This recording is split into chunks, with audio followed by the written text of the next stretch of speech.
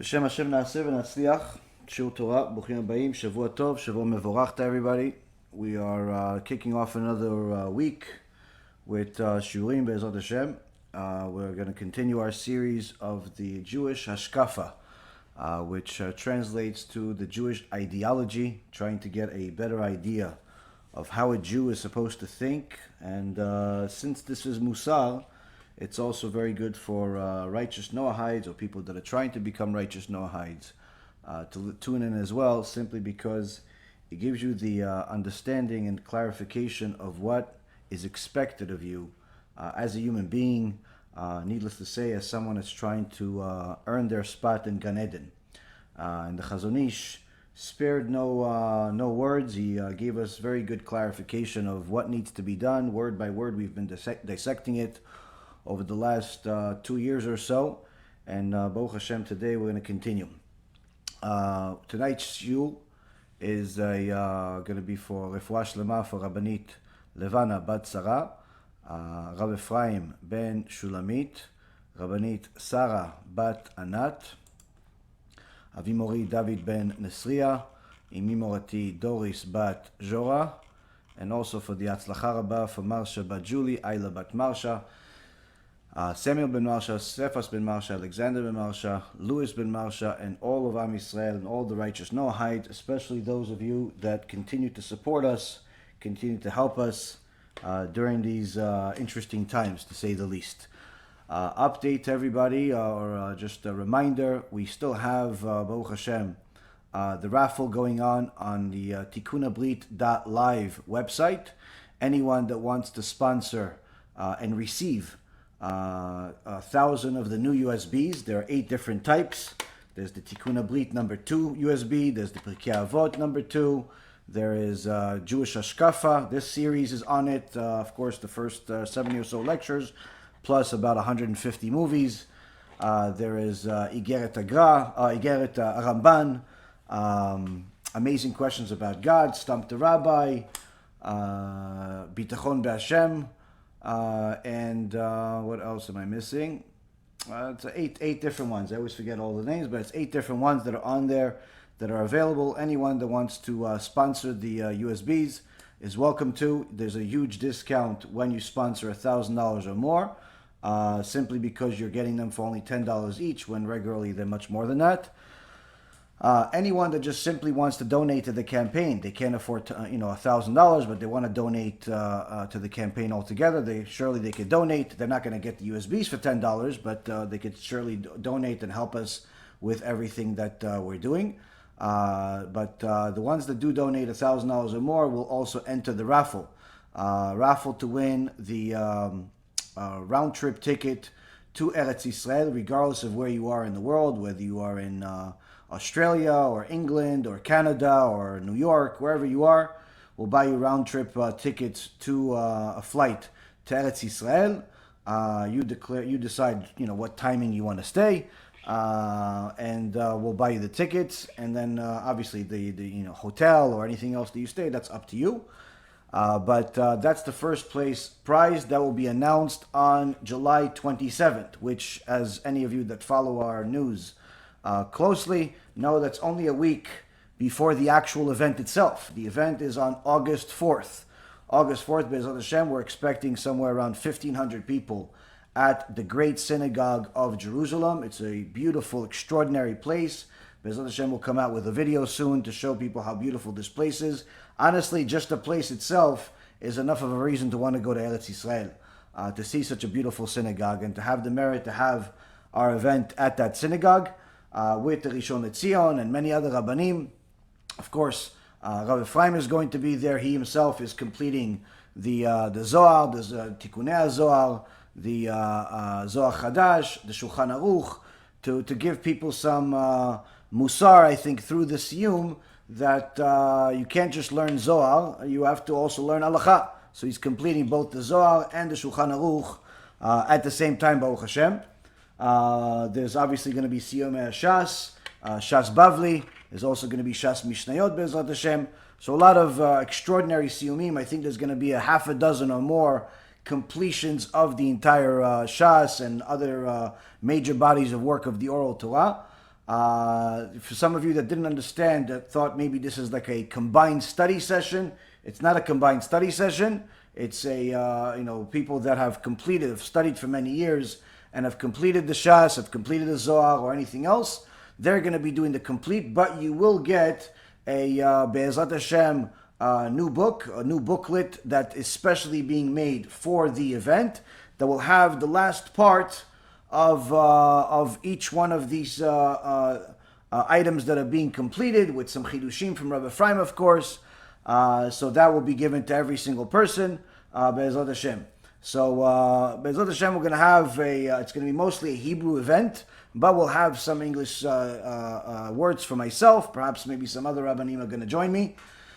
But it's going to be a very, very extraordinary event. Any of you that are already in Israel, it's a must-go-to event. If you're not in Israel, it's still something that I recommend for some people, just simply if you're able to do it and it's not going to cause any shalom bayit problems, it's not going to put any major burden financially. I highly recommend for a person that's able to go to certainly go. It's going to be a lot of kedusha, a lot of amazing things to be a part of. And that's the event on August 4th. So for anybody that wants to buy themselves a plane ticket to just go, you're more than welcome to. Anyone that wants to enter the raffle and also buy themselves 100 or more of the USBs to distribute in their community. These USBs, in my opinion, are the best tool we've had since we started the organization about 8 years ago. To help people do KIRUV. They're attractive looking. There's an extraordinary amount of Torah in each and every single one of them. And Baruch Hashem, they already are getting great feedback from people that have gotten them so far. There actually are some people that have bought the USBs as part of the raffle, but they're not able to give them out. So we're actually going to be distributing some of them to on our store in the coming days.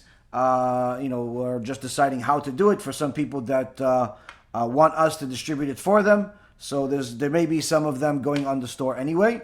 But this shouldn't stop anybody from sponsoring, because, of course, the merit of actually sponsoring the USBs is yours once you actually put the money. Whereas if you're giving them out, it's obviously a lesser merit, but nonetheless still a merit. So that's the first place. The third place prize is the cup, the beautiful cup that we have on the website. It's a $150 Havdalah or Kiddush cup. We personally use it both for Havdalah and for Kiddush. There's two different types. There's the gold one, there's the silver one. My wife, Baruch Hashem, loves both of them, so we have both of them. But some people have gotten only one and bought it for themselves. But anyway, this raffle, third place winner will get one of those cups. Now, some of you have asked me about the second place. It's a $500 talit. What kind of talit is a $500 talit? I'm not really sure who actually went here shopping for taliyot, but taliyot could actually get very, very expensive. And this particular one, this is my personal one, Baruch Hashem. This is the one that we're talking about. It's a beautiful talit that doesn't stick, meaning that it doesn't slide, meaning that you put it when you fold it over your shoulder, it stays there. But also it has a beautiful atara. There's a few different colors that we have. We have silver, we have this beautiful blue. This is my personal talit. I'll put some pictures online of this. And this is really, somebody asked me if I use this, if I use that. That's generally how we select different products on the stores, where if I use it and I like it and I can get it for a reasonable price, we put it on the store. I don't put anything on the store that I don't use myself. So this is my personal talit. It's beautiful, Baruch Hashem. And this is the second place prize for whoever wins the raffle, but we're also going to be putting it on the store at some point. I just have to find the time to do it, take pictures and all that other good stuff. I've had this thing for a while. I just don't have the time to actually put things on stores. Also, last but not least, for any of you that want to continue helping us with the Avraham, with the overall KIRUV work that we do, it's always good to donate on the app or on the websites, either bhtorah.org or BeEzratHashem.org. You can always donate over there, or you can simply send a check to help us do all the amazing things that we're doing. Baruch Hashem, part of what we're doing is to help Am Yisrael get closer to HaKadosh Baruch Hu. Some of what we're doing is helping people get closer to Hashem from other nations that are looking to convert to Judaism. Some of what we do is fight missionaries, fight idolatry, fight heretics. And right now we have one ongoing lawsuit with the missionaries, which of course is expensive, but nonetheless necessary. There's also a lawsuit that they're threatening, and is probably inevitable to happen in Eretz Yisrael, that we just got the paperwork for last week. So Baruch Hashem, lots of lawsuits, lots of fun, lots of interesting things. And also we have a building that we want to get to start our yeshiva, to start the kollel, to start the Bet Midrash here in the United States, in South Florida, all of which requires an extraordinary amount of money. In addition to all of the millions of dollars that we've sent over the years to help poor people in Eretz Yisrael, specifically poor Avraham and religious families in Eretz Yisrael, but we've helped all types of people. We've helped people get out of relationships that were very dangerous. We've helped people get out of different financial hardships, and Baruch Hashem, we help people with different things. So there's a lot of things that the organization does. You don't ever have to ask if we have something going on, because usually we do. But at the same token, if anybody that's actually looking, to donate and get something in return, meaning that you want to get like me to call you every week because you donate, or you want to get some special attention, that's usually not going to happen, simply because I'm very busy, not because I don't appreciate it. And unfortunately, I know that this is one of the things that happened in the past, or has happened several times, when people expect to get something through their donation, and they're sadly disappointed. And it's nothing personal. It's just simply that my job is to help Am Yisrael and the rest of the world get closer to Hashem. It's not necessarily to call people and tell them that I appreciate the donations, although I try to, from time to time, send a text message or something like that. But you're more likely to get a message or a call from me if you have a very serious problem in the middle of the night at 3, 4 o'clock in the morning that I can help you with, much more likely than me calling you and telling you that we need more of your money to donate. It's because one is more important to me than the other. To help you is more important than you helping us, but to helping us, that's in essence helping yourself. So with that being said, we're going to go into the, in essence, a second installment of this Who is Your Rabbi, or What is a Rabbi segment that we started really last week, because many times we have heard and have seen people declare somebody to be their rabbi, whether you see it on their shidduch resume, or they post their shiurim online, or they attend their synagogue, and everybody, sometimes you ask them, who they are and what they are, and different personal questions, and the topic of who their rabbi is comes up, and everybody's generally very proud and very open about who their rabbi is. Once in a while you find an unusual character that says that they don't want to tell people who their rabbi is. Those are usually strange people that you should probably stay away from. They need some, maybe to be instituted. But generally speaking, most people are very quick to share who their rabbi is.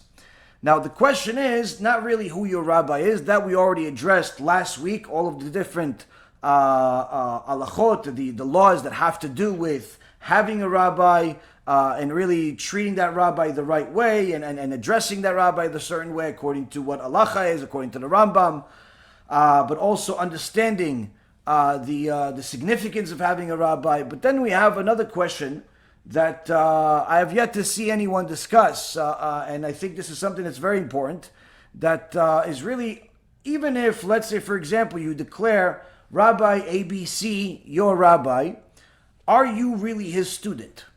Meaning that, of course, there are many people that say he's my rabbi, or they tell me I want you to be my rabbi, and many times they get confused when I say, listen, you can make me whatever you want me to make me. I'm going to be whatever you make me. Now, it's unfortunately, people don't understand that. They think that, if I decide that you're my rabbi, then you're my rabbi. No. If you understand what it means to be a student, then perhaps I can be a rabbi, or somebody else can be a rabbi. And I think most people just generally don't understand it. Perhaps this is why B'siyata Dishmaya, the Chazon Ish, is going to help us address this issue.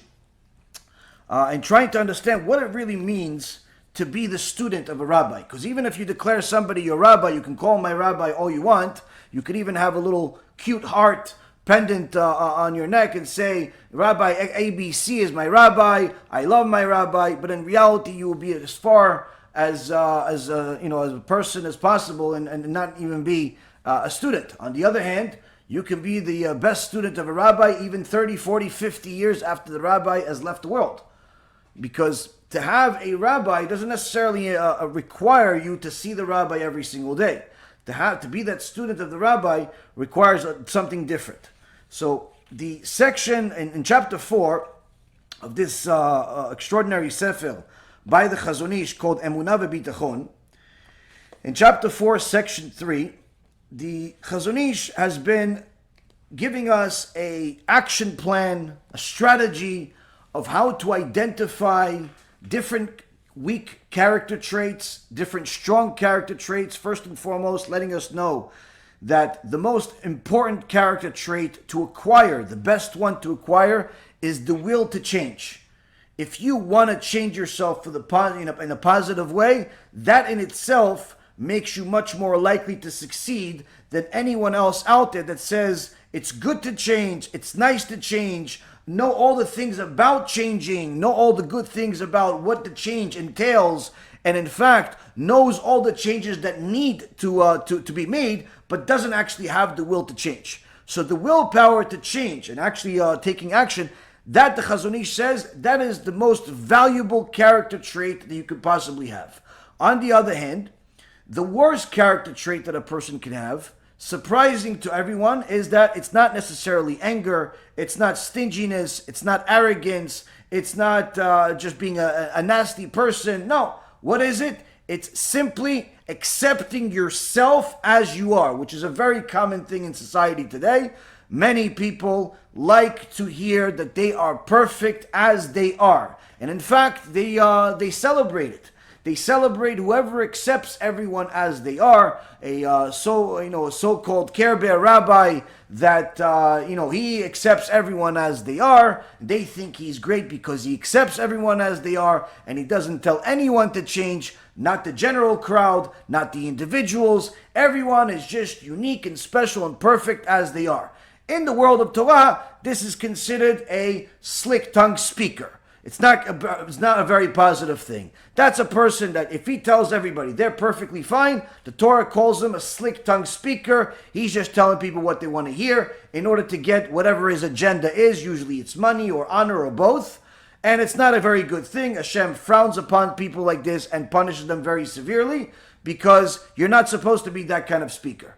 You're not supposed to be the kind of speaker that's going to tell everybody everything that they want to hear and nothing about changing and improving themselves.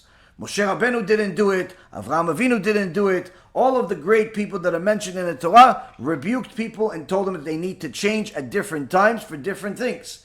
And of course, a person needs somebody like that to help them improve, because sometimes you may not even know what's wrong until somebody reminds you. So when people celebrate that they are perfectly good as they are, in essence what they're doing is that they're like the perfect example of a person that, number one, is not aware of how much benefit they'll have if they do change, but they're also actually showing that they're more likely to have that bad character trait of simply being content with wherever they are in their life. She thinks she's modest enough, even though according to halacha she's not even modest at all. He thinks he's religious enough, even though he continues to drive on Shabbat, or he continues to have a unethical business, or he continues to look at everything that walks, even if it's not his wife, and especially if it's not his wife. He thinks he's religious enough, she thinks she's religious enough, and the reality is, everyone knows that the truth is very different than their reality.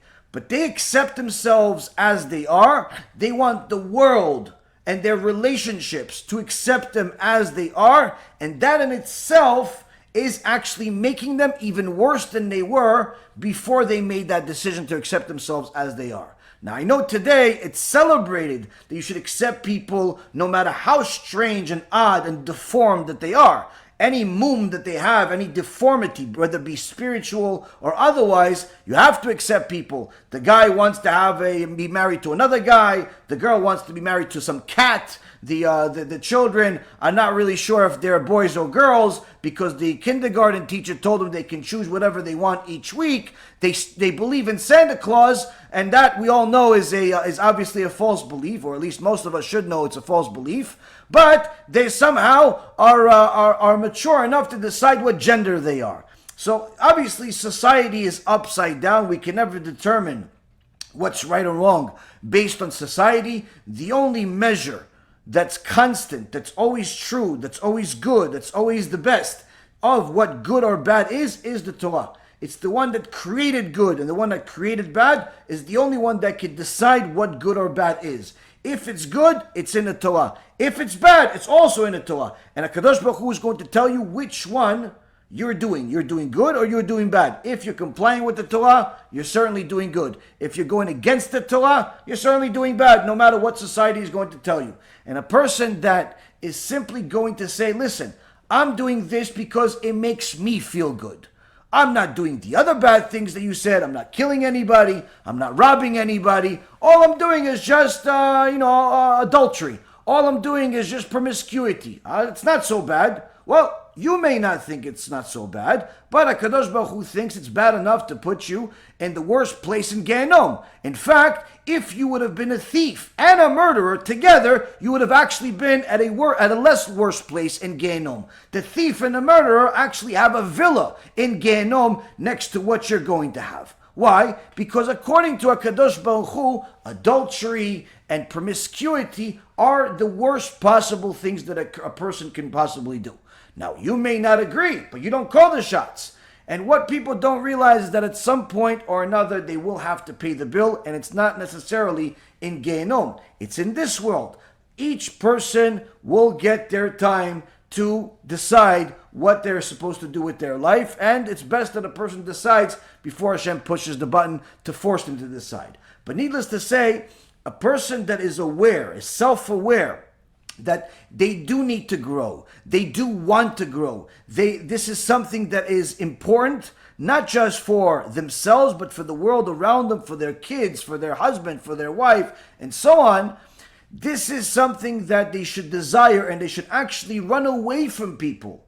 Run away from people that tell them they're perfect as they are, because these are simply messengers of the Satan. So now the Chazon Ish has told us we need to acquire these big traits that are going to motivate us to do more. Furthermore, he told us that there's a Mishnah in Masechet Avot that is the different teachings from the Talmidim of Rabban Yochanan ben Zakkai, who told us how to attain a purposeful life.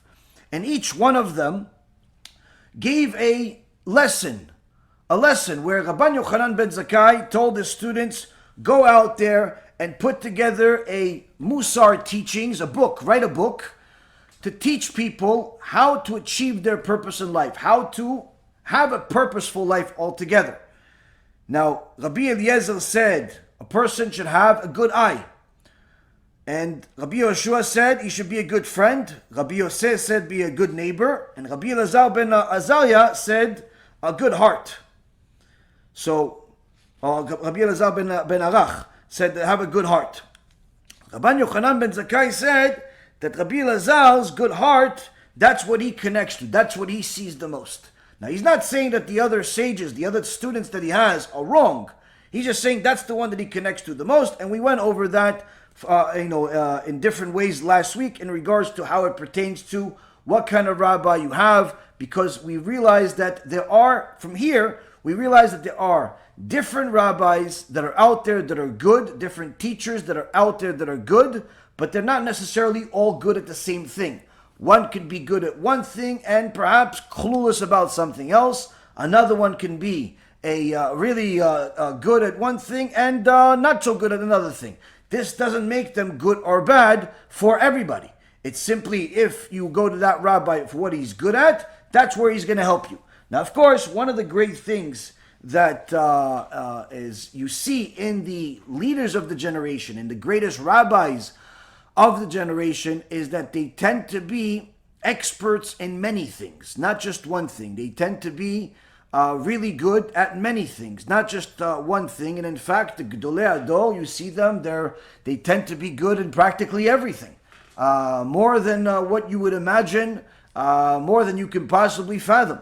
And the way of the Satan to confuse people is to make people think, oh, since they're old and they're from a different generation, they're probably not aware of the troubles of this generation. Little do you know that these great sages, these great chachamim, know more about the current generation than any so-called expert in the secular world. Whether it's relationships, or it's money, or it's whatever you want it to be, they have an extraordinary amount of knowledge, because anyone that has watched the shiur that I made maybe about 6 months ago or so, where I gave you guys details of how to write a tshuva in a responsa, and all of the different intricate details that are involved in actually writing a tshuva in a responsa, in the questions and answers that give all the details and all the sources and so on, and what's reviewed, what's analyzed, what research entails and so on. Anyone that actually understands that any one of the great sages, any one of the chachamim that has put together not just one or two, but many works of responses, these are people that are literally, if you would compare them to the average human being, you would just simply declare that one is a regular person, and this other thing, this is not a human being, this is supernatural. Because it's not just that their brain is so much more advanced, it might as well be supernatural in comparison, because it's so far more advanced than anything else. Now, of course, very few people in the regular traditional world are aware of the great minds that are out there and have a true appreciation for the Torah, because according to most people, the Torah is basically what they know, maybe give or take some. Maybe it's a few stories about Moses, maybe some Avraham Avinu, maybe some King David, and some interesting midrashim, and they don't really understand what it entails to be a Talmid Chacham. So the Chazon Ish has told us that these great sages were not saying that this is the only thing to do, meaning only have a good eye, only be a good neighbor, only have a good heart, but rather this is their expertise. This is where they're experts at. And the Chazon Ish said that to tell somebody to go and have a good heart, to the average person, it won't help him. Why? Because having a good heart entails everything else that was taught by the other Talmidim, meaning the good eye, the good neighbor, the good friend, and so on. And the ability to see consequence. Having a good heart entails everything all under one package. So to go and tell somebody to acquire a good heart doesn't teach him anything, says the Chazon Ish. Here we're going to try to achieve, he's saying, how to, first and foremost, understand what your sickness is. Identify your sickness. Where are you weak?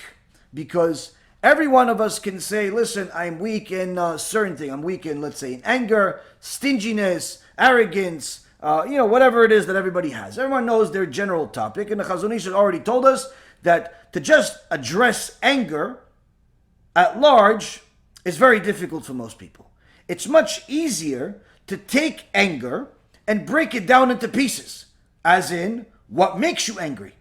Does your wife make you angry? Your husband makes you angry? Your kids make you angry? And even then, what about them makes you angry? Is it all the time, or is it just when they're late for an appointment, they don't cook, they don't clean, they don't say hello, they don't show attention, they don't appreciate? What is it about them? And the more you break it up, the more you could actually address the root of the problem and overcome your anger.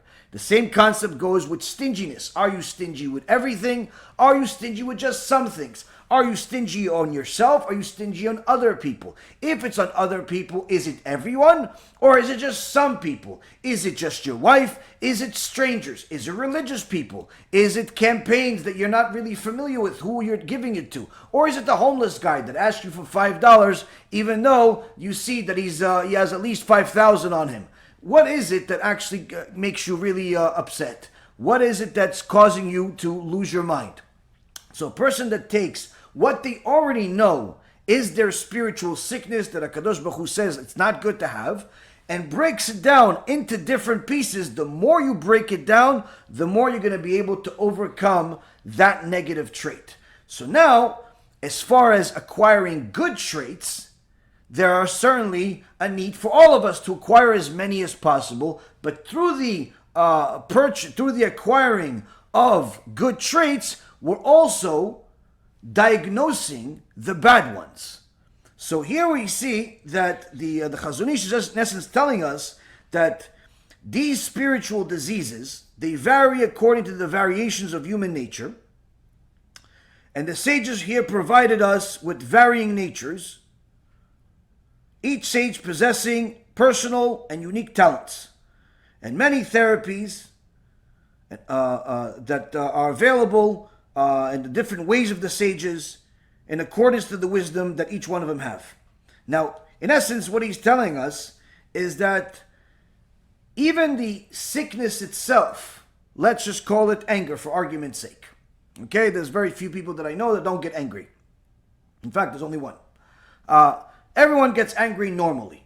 Now, the different people express their anger differently. Some people are violent and dangerous. Some people just become extra quiet.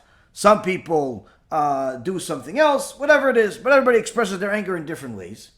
Now, he says just like this anger is one of the many character traits, you should also know that the people that have this anger are not all the same, meaning that two people can have anger as a problem that they identify as their problem, but don't think for a moment that just because they're both angry people, they both have the same issue.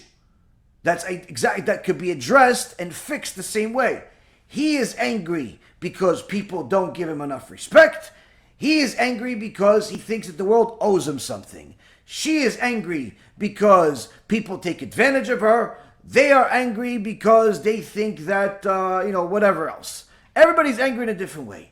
He expresses his anger with violence. He expresses his anger with, vulgarity. He expresses his anger by simply running away and never giving people a second chance. They express their anger by doing something else. The point is that each and every single one has anger, but there are different trigger points. There are different things that are actually making them angry. They deal with anger differently altogether. And one of the beautiful things is that he says that just like there are many different types of faces out there, many different types of people, and many different types of sicknesses, spiritual sicknesses, we call these bad character traits spiritual sicknesses, i.e. the anger as the example. The sages, the Chachamim, the people that learn Torah, were all given extraordinary abilities already naturally, but even that are growing tremendously through the Torah, and they're able to help many people with these abilities. And they may not be able to cure everyone that has an anger problem, but their ability will allow them to help many people that have anger, even though the anger itself is not the same, and the person is not the same. So the first thing that a person needs to realize is the goal here is what the Chazon Ish says, is that the goal was to diagnose the disease correctly and provide a proper remedy for it. This is the starting point according to which the Chacham should lay out his MUSSAR teachings. That's in essence the first part that we're supposed to do. Now, up to here, we understand the teacher's perspective. The question is, what is the student's perspective? Where does the student come in? How does the student know that the student is really a student, or he's just somebody, or she's just somebody that's enjoying themselves, that's taking advantage of some free teachings, or perhaps is paying for it but doesn't necessarily take it to heart? How does the student really determine that they're really a student, rather than they're just another passerby that attended or didn't attend? So the Chazon Ish continues and he says the following. Rabbi Elazar ben Azariah found himself to be the one destined to appeal to the people with a pledge to acquire a good heart. That was the one thing that he taught. This saying is the transmission of the entire school of thought to the people, to mend the heart, to enthuse the heart, so that they should search for the light of truth, to love eternal life, and set aside the earthly temporary life, to approach the single good trait, which includes all good traits, without needing to break it down into parts. Rabban Yochanan ben Zakkai, his rabbi, said to his disciples, "The words of Rabbi Elazar ben Azariah are preferable to me," meaning, I see the words of Rabbi Elazar ben Azariah. What does it mean he's seeing? What does this seeing mean? Seeing is the heart's delving into the depths of thought and understanding that part of the Torah that deals with morals and human nature. For Rabban Yochanan ben Zakkai's part, and this was the same as Rabbi Elazar's student, the direct approach to correct everything. So here, what is really being taught? The teacher, the rabbi, Rabban Yochanan ben Zakkai, first step is telling his students in this Mishnah, tell me, what is your approach? What is your strategy as a rabbi, as a Talmid Chacham, to go help the public fix their spiritual sicknesses? Each one of the Talmidim, whether it's Rabbi Eliezer, Rabbi Yosef, Rabbi Shimon, Rabbi Elazar, each one of them is saying their strategy, what book they're going to put together, what lesson plan, MUSSAR teachings they're going to put together, and what they're going to address. And each one has a different strategy. Now, Rabbi Elazar at the end, he says, I'm going for the whole thing. I'm going for an all-encompassing teaching that is going to teach everybody, have a good heart. Because a good heart encompasses everything. If you have achieved this good heart, that means you had to have achieved the good eye, the neighbor, the good friend, know what the consequences are. You have to achieve all this. So my teaching is going to be an all-encompassing Chovot HaLevavot type of sefer, a Pirkei Avot sefer, something that's going to encompass everything. The other Chachamim, on the other hand, are saying, we are not going to do everything. I'm going to focus on a certain thing that I'm really good at. Good eye. Teach people about generosity. Teach people about not wanting bad for others. Teach people about having a positive outlook. That's what I'm going to focus on. The other one says, okay, you can do that. That's very interesting. I may attend your shiur myself. On the other hand, what I'm going to focus on, being a good neighbor. And the expertise that, why? Because I know how to be a good neighbor. I don't know who's a good neighbor, but I know how to be a good neighbor. And he's going to teach that. The other one says, you know what? You guys are very good, but me, I'm more interested about Yirat Shamayim.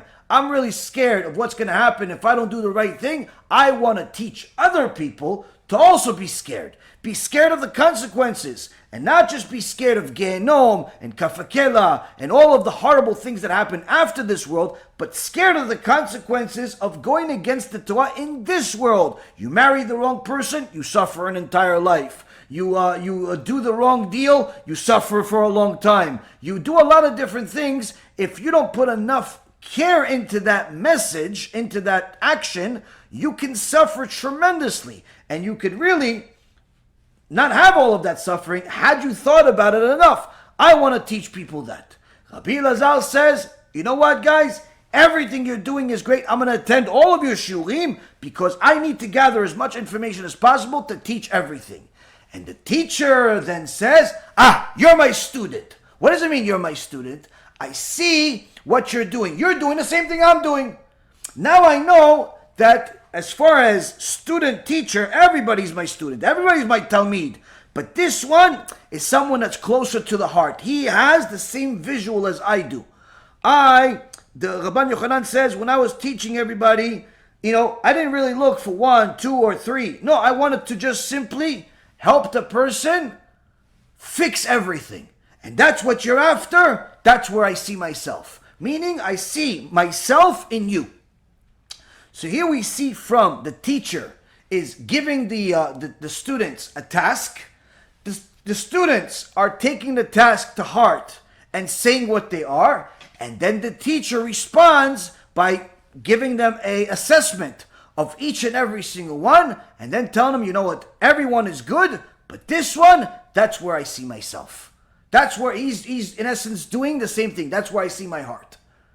So here we see that although everybody is a student, everybody has spent time and effort and resources to learn from the rabbi, but there's one that's above them all. There's one that's above them all. Why? Because he is the one that has the rabbi's heart.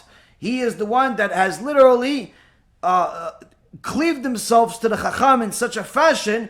He wants to emulate the rabbi in every single way. So much so that he wants to teach just like the rabbi.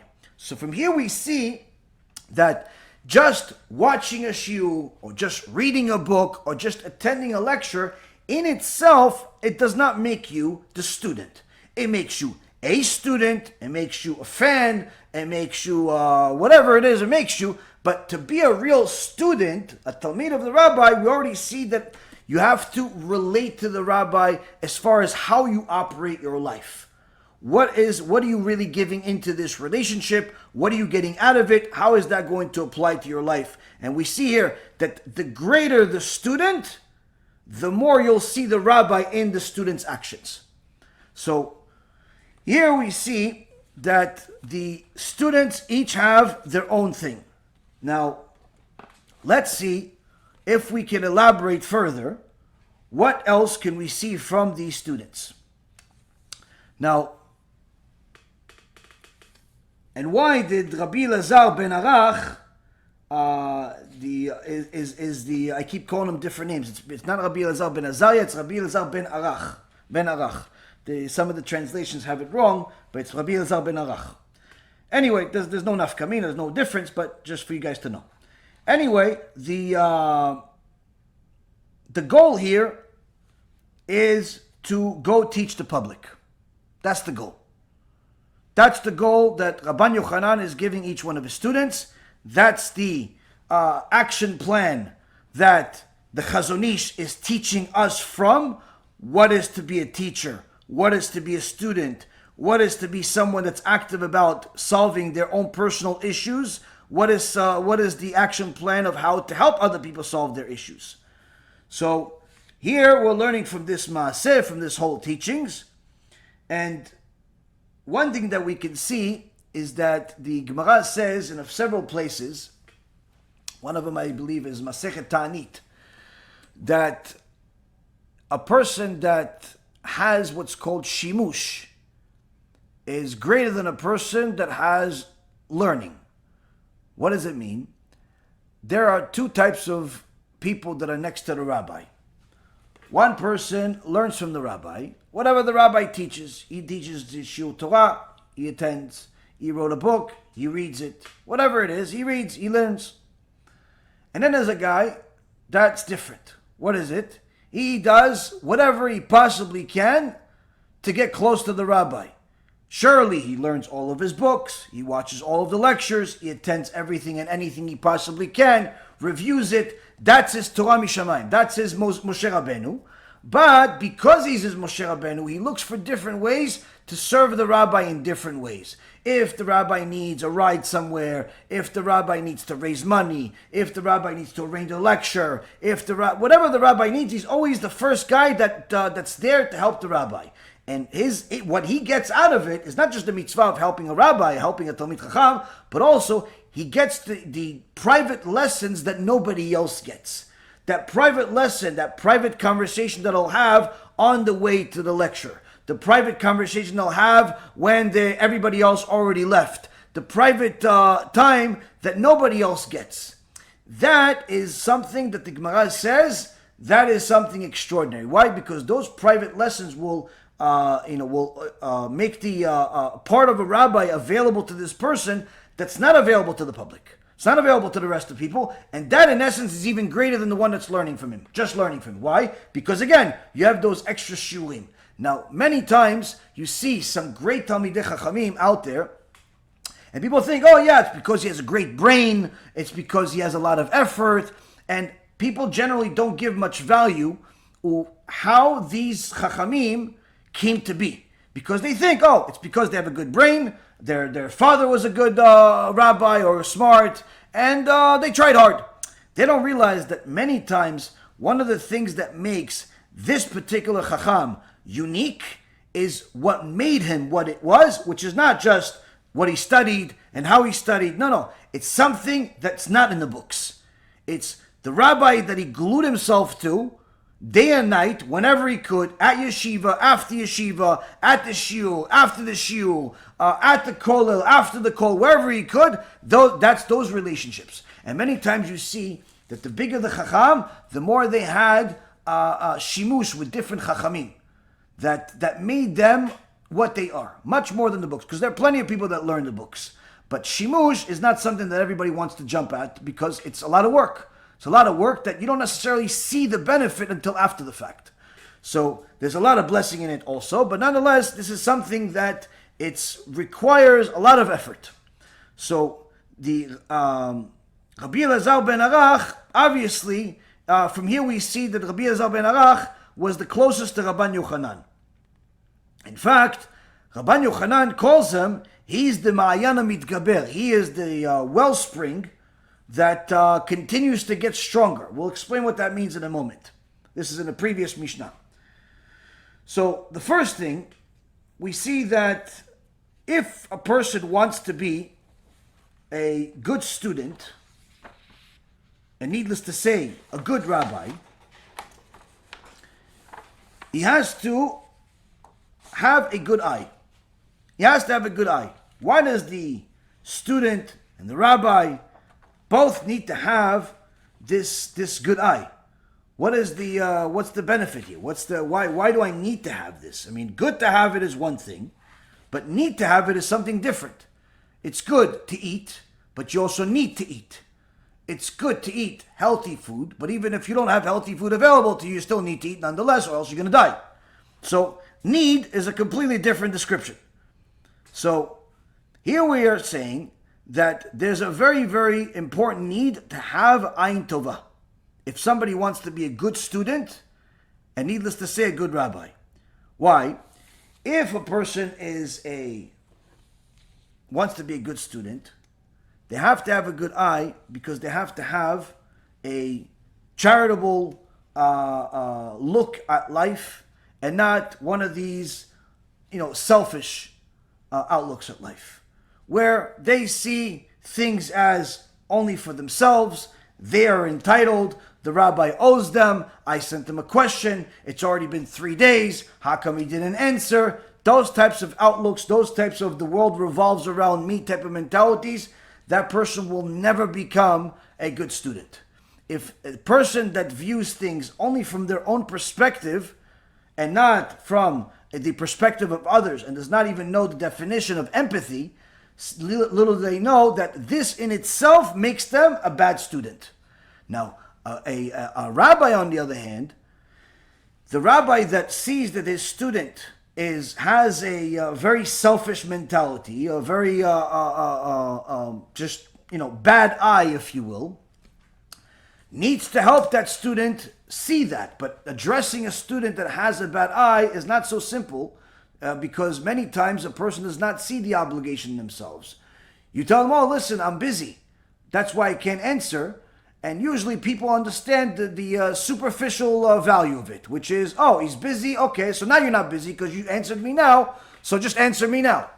Or whatever the case is, they see things just from their perspective. Nothing has changed. They don't realize that, oh, me being busy means perhaps you could actually consider that maybe you could get the answer in a different way, like you actually look it up instead of asking me every little thing. Or perhaps it means that I'm busy for this question because this question is something you should do on your own because it's just a simple question and you're just being lazy. Perhaps it means that there's so many things I need to do that I have to prioritize, and whatever you ask me is simply not the top priority. Why? Because there are things that are much more important than what you're dealing with. So don't feel like I'm ignoring you. It's just that there are other people with much bigger issues.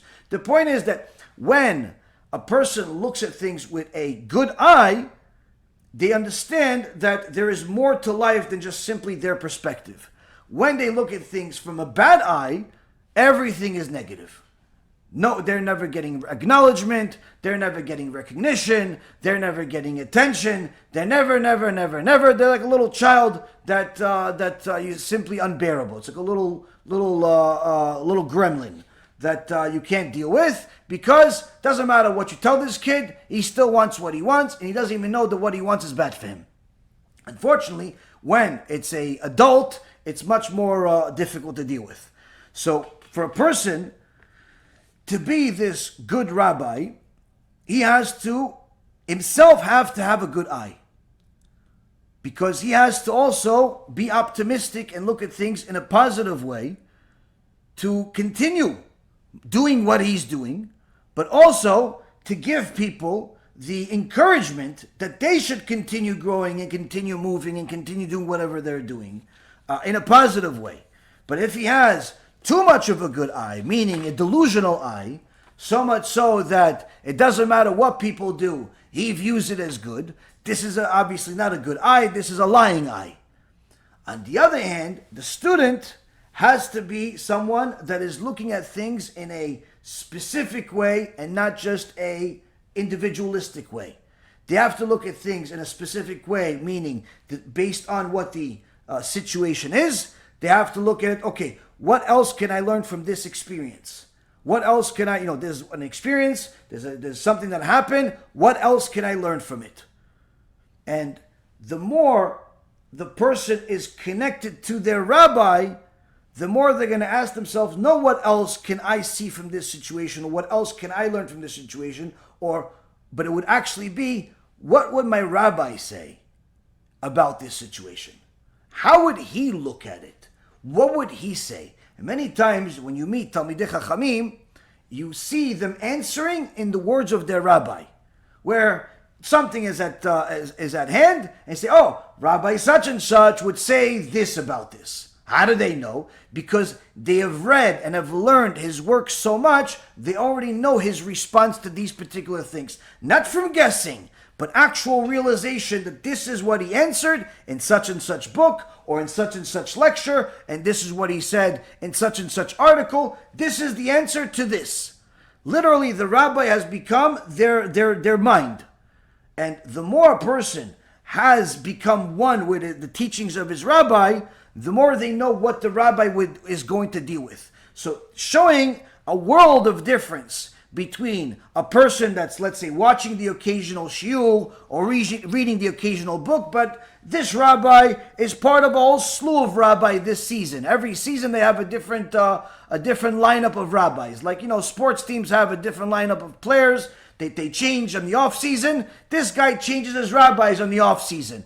This season he's with Rabbi A, B, and C. Next season, 6 months later, a year later, 2 years later, only A made it up to the starting lineup. B, C, and E is no longer. He replaced them with Z, F, and W, and so on and so forth. A person like this is not only a person that does not have the ability to be a Talmid Chacham, but it actually exemplifies how they have a bad eye. Why does that exemplify they have a bad eye?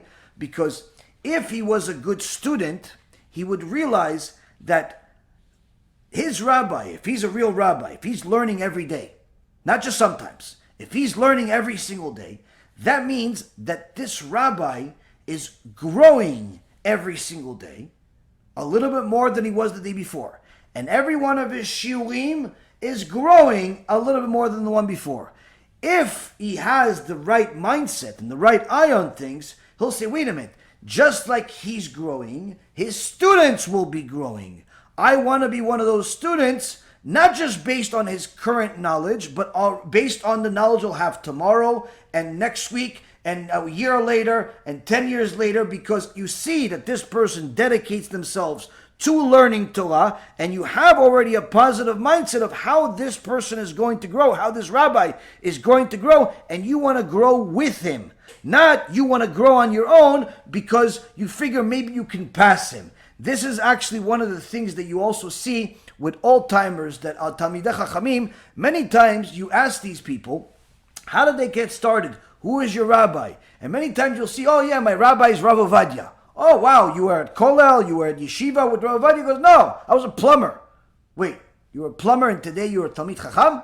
How did that happen? Well, simple. I went to a shiur. In the beginning, I didn't understand much. Little by little, I kept going. He gave us tests once in a while. He asked us questions. He got us involved. The more we were dedicated, the more he was dedicated to us. I tried to attend every shiur that he had, even if he went across the country. Wherever he went, I went. And little by little, I started gaining knowledge. And after 10, 20, 30, 40 years, Baruch Hashem, I know a few things. Who else did you listen to? Who else did you attend? More times than not, they'll tell you nobody else. Not because there was nobody else that was good or nobody else that was smart. Simple. I found my home. This is what I want. And they didn't know they're going to grow with him and become Talmidei Chachamim. They just knew this is good for me. This is addressing my current spiritual sickness. Why do I need to go look elsewhere?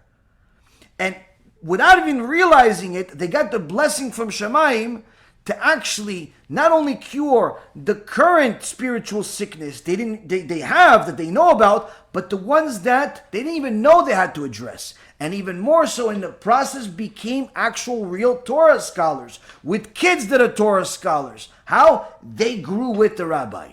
They stuck to the teachings and they realized with their simple mind that this is good for me, I'm going to continue. This is good for me, I'm going to continue. This is good for me, I'm going to continue. And by default, they grew with the rabbi. The rabbi's shiurim continued being new. Each time was a new shiur. Their knowledge was more. But also their neshama became literally cleaved to, a glue to the rabbis.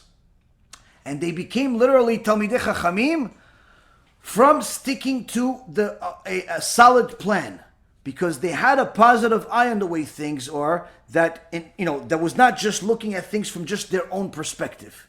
When a person tries to swallow the whole world at once, they want to learn everything all in one day. They want to learn from everyone in one day. This is a person that will end up amounting to nothing.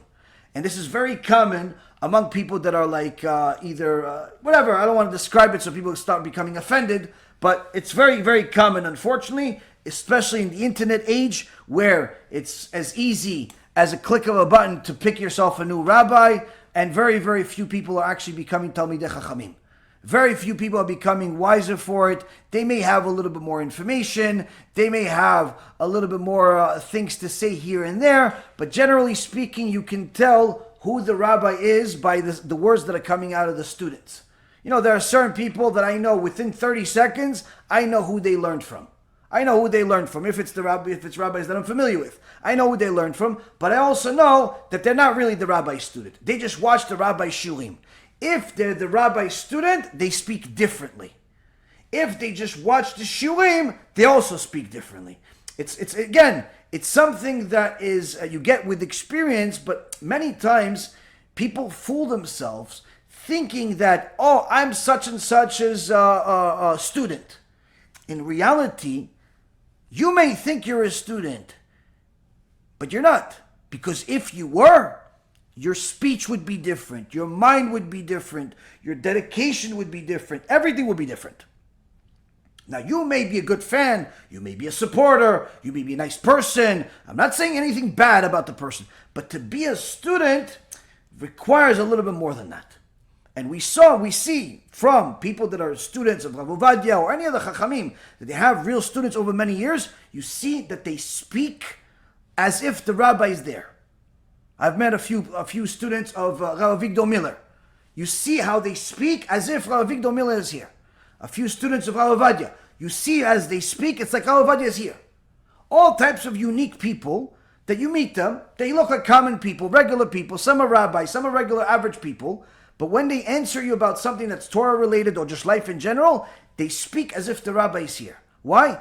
They just simply decided, this is it. He's not my rabbi. I'm his student. Being the student took priority. More so than him being the rabbi took the priority. Of course, the rabbi came along with it. But the point being is that they looked at things in a certain way. So when a person wants to become that good student, this good eye is not just related to the rabbi per se, that he should be optimistic and teach you things in such a way where you'll have the courage to keep going and not give up, and to look at the world as much bigger than what you see it as, and so on. But the student himself also has to realize that they have to have a good eye. They have to have a good eye where the way that they see the rabbi. The rabbi is this, but he's going to grow. Just like I'm growing, he's growing. And there's really, if I see what he has now is good, then surely what he's going to have in 6 months is even going to be better. In a year, it's going to be better. In 2 years, it's going to be better. Meaning it behooves me to stick to this as much as I possibly can, invest into this as much of myself as I possibly can in order to get the most amount that I can get out of it. Because if I look at it from the right perspective, if I'm dedicated to this one good source, that means that I'm going to get a lot more out of it if I'm dedicated to it, rather than if I'm going to, let's say, delve into different things every few months. This few months I'm going to be in Rabbi A, a few months later I'm going to learn from Rabbi B, a few months later I'm going to learn from Rabbi C. And yes, you may get different ideas, but you'll become the student of nobody. You'll become your own rabbi, your own student, your own nothing, and in essence, in reality, a nobody. You'll never become a Talmid Chacham. I'm not telling you this as an insult, I'm telling you as guidance. This is in essence what's being taught. And many times you see that people simply spread themselves way too thin. Now, of course, last week we discussed this, and a few people were confused because they said, listen, I listened to some of your shiurim, I listened to some other rabbis' shiurim, but they're also good, they're also this, what I shouldn't listen to anybody. I'm not saying not to listen to anybody. What I'm saying is this. If you're talking about books, there's difference. There's books and then there's shiurim. If you're learning books, it depends what kind of books. If it's the Gemara, of course the Gemara is for everybody. Gemara is for everybody. Shulchan Aruch, everybody. Now of course, the Chachamim that discuss Shulchan Aruch, the Chachamim discuss Gemara and so on, they vary, and it depends who's your gadol that you're following, and tell you which ones to follow. But in generally speaking, there's the basic body of the Torah that's for everybody. It's coming for everybody. When it comes to books, if you're reading things that are outside of the main body of work, that's accepted among everyone, outside of the Rishonim and the Achronim, and you're reading something new, then it has a lot to do with who is your rabbi. Because if you're reading, let's say, Sharet Tshuva from 800 years ago, or Chovot HaLevavot from almost 1,000 years ago, or the Gemara from almost 1,600 years ago, or the Mishnah from 2,000 years ago, everybody accepted these. Everybody accepted these. Where does it become more difficult? If it's a recent book. A book that was, let's say, written and published during this generation. Now, this is very important to know, because if you're reading a book from this generation, you have to also know that that book may have as much impact on you, sometimes even more impact on you, than a book from 1,000 years ago. Why? Because you can perhaps connect with that rabbi that is that's still alive and learn more from him. This is good, or this is good, and it could also be bad. Why good and it could also be bad? If it's a real good rabbi, good Talmid Chacham, then it's good because you can learn more from him. And he's going to bring you more of a clarification of what happened 1,000, 2,000, 3,000 years ago. If it's a bad rabbi, then unfortunately you're in a trap that you may have a very hard time getting out of. Some people have written books, and these books are completely heretical for the person that knows what they're talking about. They see this book, and they know there's only one definition to this book, which is heresy. The average person reads the book, and they see, wow, this is such a loving rabbi. So, of course, this is a very serious problem. Why? Because if you go attend this loving rabbi that's a heretic, that you don't know he's a heretic, you attend his lecture, you fall in love with his teachings even further, and it becomes much, much more difficult to get out of that trap, even after somebody tells you. Why? Because you're already committed to it. You've invested into it. So that's the first thing. No, when it comes to books, it's very important to focus on books that have been accepted by the Gedolei Ador. And not just by you, and not just by his publicist, and not just by the Amazon store that's recommending it. There is some serious askamot, serious rabbis behind it. It's mentioning sources from many, many years ago. It's not just his own individualistic thoughts and his own insights that may or may not hold water. So that's one in regards to books. In regards to listening to rabbis, it all depends on who's your rabbi. If you have a rabbi, then you should make sure that you literally consume any bit. If you really want to be somebody's student, you consume any bit of information that this rabbi disseminates to the public or to anybody. Literally, the more you want to cleave to your rabbi, the more you want to literally just be like a shadow. Wherever he is, you're like a shadow. Wherever he is, wherever he says something, you're there. You're writing down notes. You're recording. You're doing whatever you can to get this information into your brain, into your heart. Whatever you can, you do it. That's what Talmidei Chachamim do with their rabbi. They literally go even into in Gemara it says, they went even into the bathroom or the bedroom of the rabbi just to learn whatever they could learn. I don't recommend going into any bathrooms or any bedrooms, but you get the point. The point is that today, people switch their rabbis like they switch, their undergarments. Today he's mine, next week somebody else, and that's why they end up to being nothing. They end up amounting to nothing. They end up not respecting rabbis altogether, and they end up thinking that they know a whole lot more than what they do, and little do they know, they actually know less than what they think. So the reality is, the more a person is committed to a certain rabbi, the more they have to be dedicated to all of the work that this rabbi publishes. Now, if this is one of these rabbis, it's a very serious Talmid Chacham, but he doesn't disseminate work every single day. Let's say he publishes one book a year or one book every several years. Fine, no problem. You have to learn from that rabbi as much as you can. Many rabbis disseminate much more than that. They don't just do one book every year or one book every few years. Sometimes they'll do more than a book a year, or they'll just do a books and shiurim. They'll give a shiur, or 2 or 3 a week. You have to make sure that you study those things as much as you possibly can, literally to the point where somebody asks you a question, what did the rabbi say? And you have something to say. Many times I've tested people. They've come to my lectures or they listen to somebody else and I ask them, what'd you learn today? Oh, I don't know, it was good stuff. Okay, great, it was good stuff. I understand it was good stuff or else, you'd be upset. But what did you learn? Can you repeat anything that the rabbi said? You just sat there for a half hour, an hour, 2 hours, 3 hours, whatever you sat there. What did he say? Many times people can't repeat it. Why? Because they listened, but they didn't study. And that's how most people listen to lectures today. Online or in person, they listen, but they don't study. They don't take down any notes. They don't take any things into account. They don't engrave anything. They don't commit anything to memory. They don't even try to. They think that the way the rabbi learned so much is simply because he's so smart that everything he learns, it just flows out of his mouth. No, it doesn't work that way.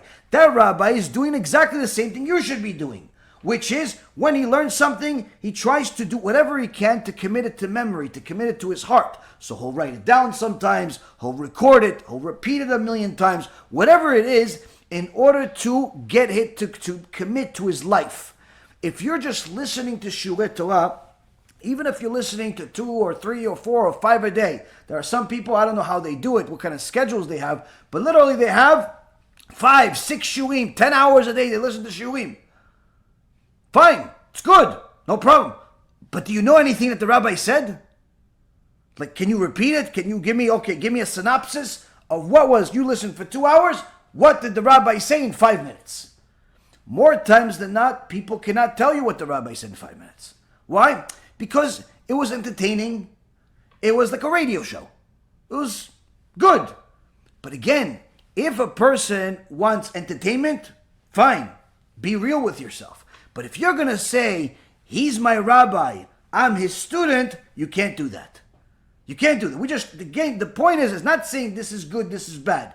The point is to really know where we stand. It's very important for a person to know where they stand. If you're going to say, he's my rabbi, I'm his student, you can't be that superficial listener that just, listens superficially here and there, and maybe you're going to remember some coined term that made you laugh, or something that he said 50,000 times that just committed to memory. This is one of the beautiful things that I've noticed with certain people is that I know this one listened to a bunch of lectures by Rabbi Mizrahi.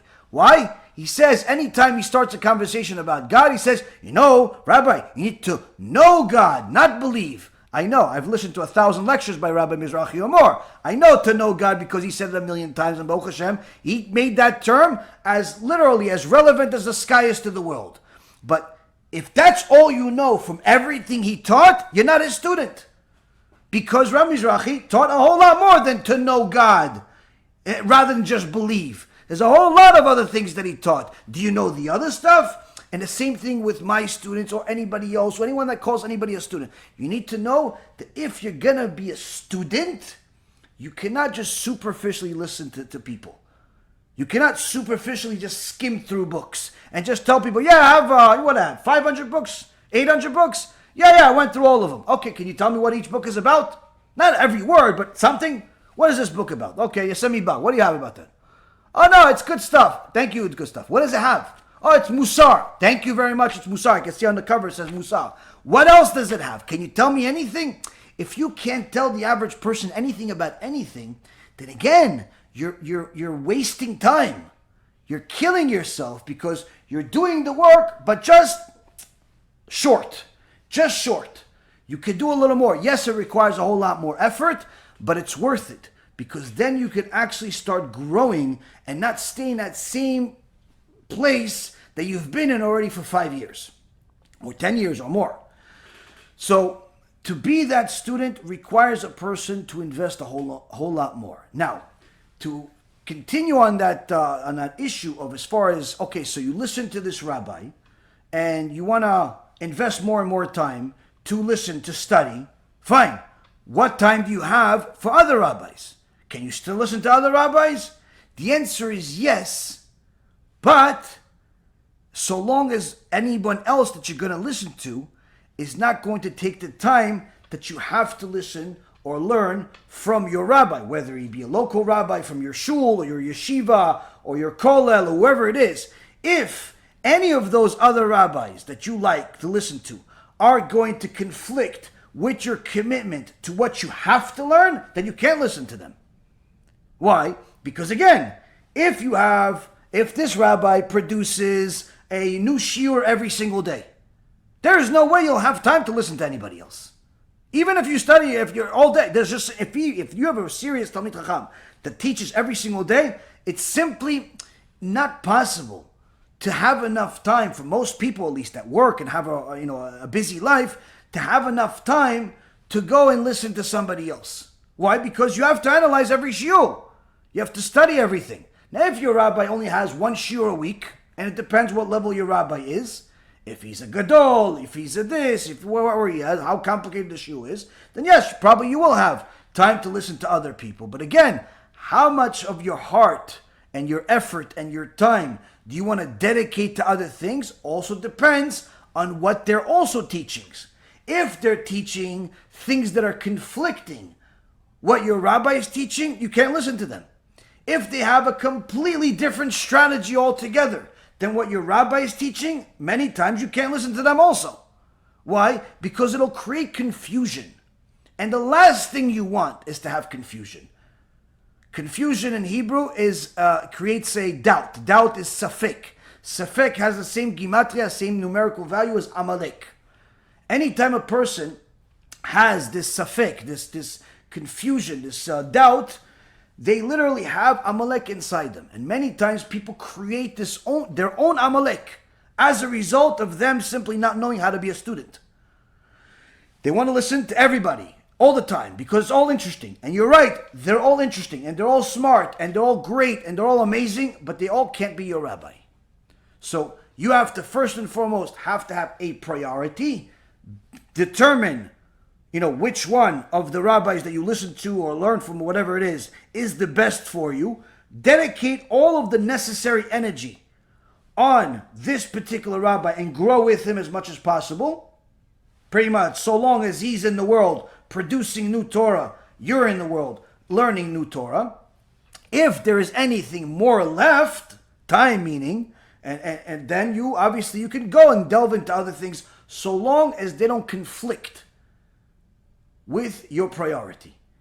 If you do anything else other than this, many times you'll stay frum, but you won't become a Talmid Chacham. And this all depends on whether a person wants to become a Talmid Chacham, whether they actually want to grow spiritually, whether they want to grow in Emunah, grow in Bitachon, grow in things, or they just want to, stay alive and, not become some murderer of themselves or of other people.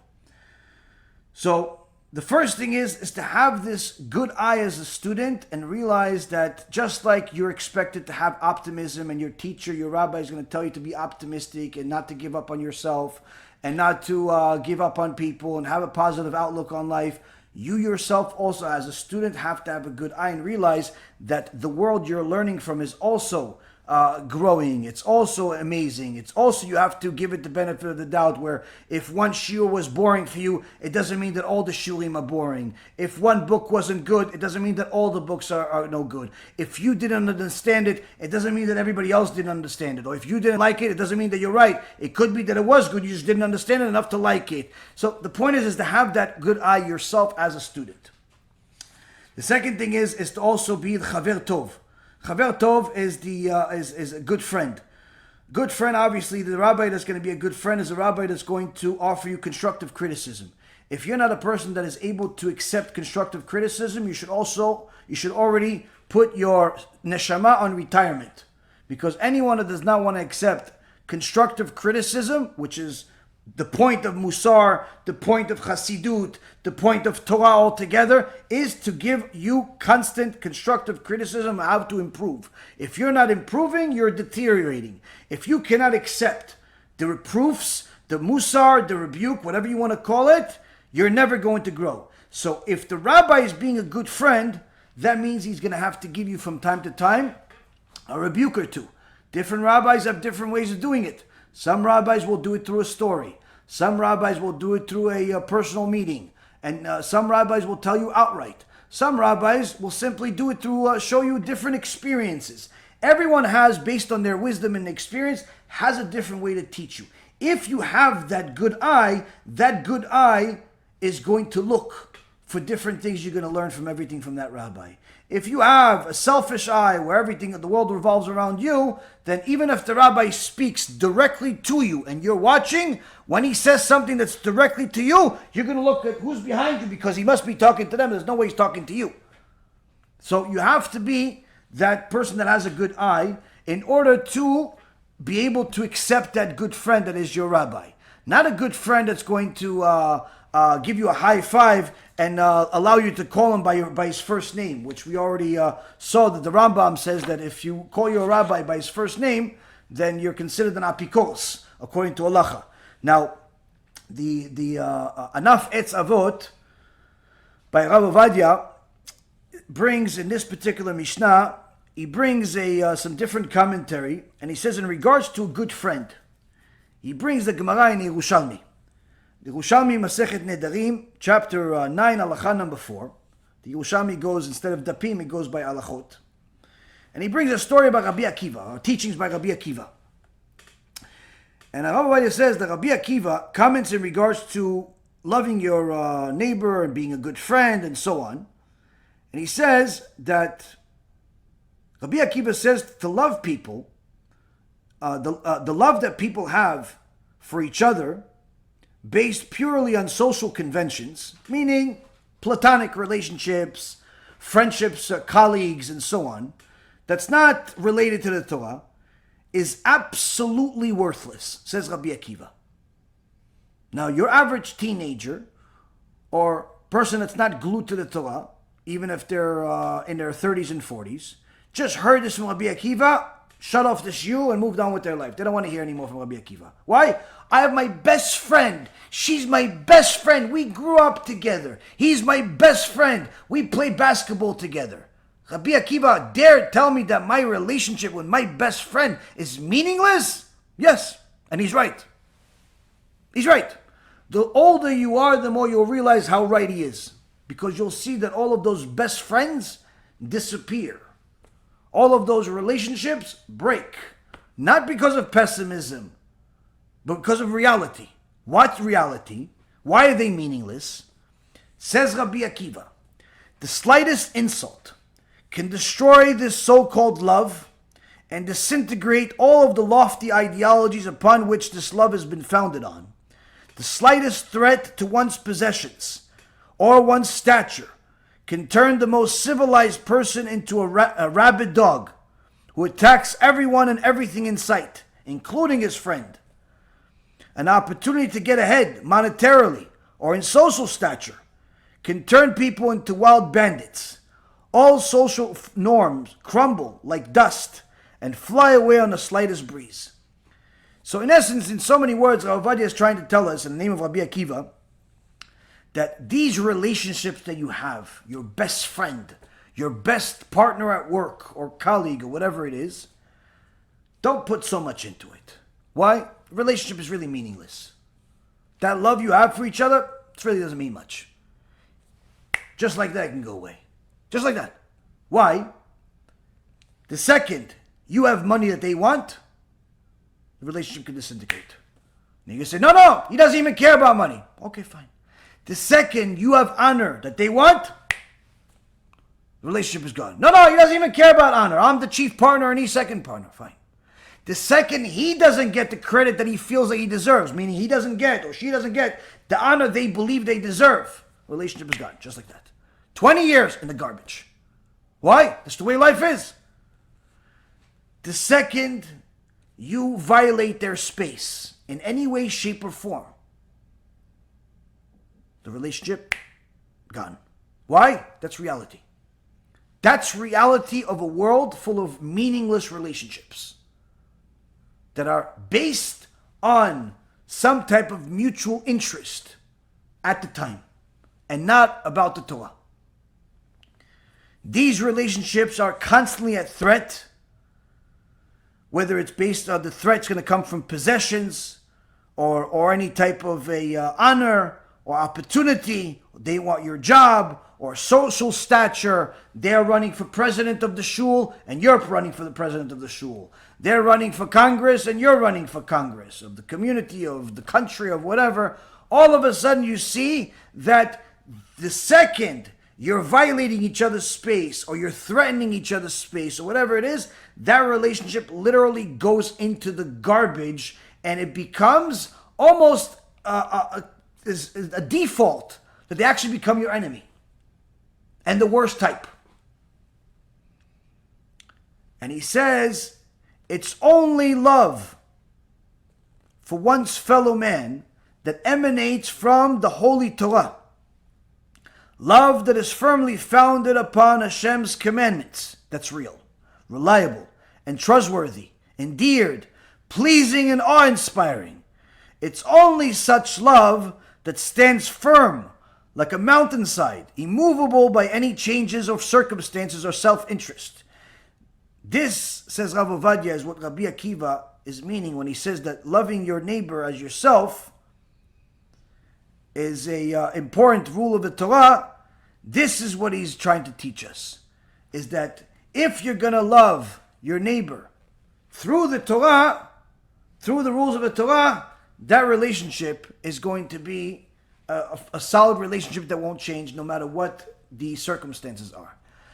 But if you love your neighbor, your colleague, or whatever it is, your best friend from high school, based on some mutual interest that not Torah related, that relationship is meaningless. That love is meaningless. It's just a matter of time before it breaks. And how many times have we heard the stories of people that literally stopped talking to their brothers and sisters and parents and their best friend from high school and their best friend from childhood because of XYZ happened. XYZ happened. Sometimes he scratched the car. Sometimes he winked at somebody. Whatever he did. People do strange things and relationships end very quickly. You know how many relationships end because of inheritance? They're the best brothers, the best sisters, until their parents die and they want to kill each other. Why? Because he got the house and he got the money instead. And he got the this and he got the that instead. He got more and he got less. She got less, he got more. They don't talk for 20 years. Why? They both happen to have a parent that died. Yeah, but what happened? They grew up together. They loved each other. Yeah, they loved each other until the money came between them.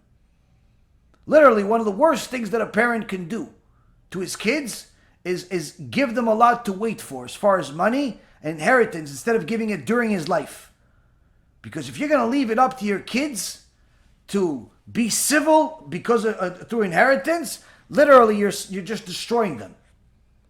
Because many times kids end up hating each other as a result of inheritance and other things that's not Torah related. Now again, if you raise your kids with Torah, with mitzvot, and they have real relationships among them, then these things won't matter as much. But nonetheless, even in religious households, these types of things happen. So, point is that the whole issue of being a good friend is not just from the rabbi's perspective, but it's also from the student's perspective. The student has to look at things from a certain view that's not just to their own interest, to their own benefit, but also the overall benefit. The overall benefit. And if them getting criticized, them getting rebuked, is part of the overall benefit, then they should be happy they're getting it. They should be happy for getting this rebuke.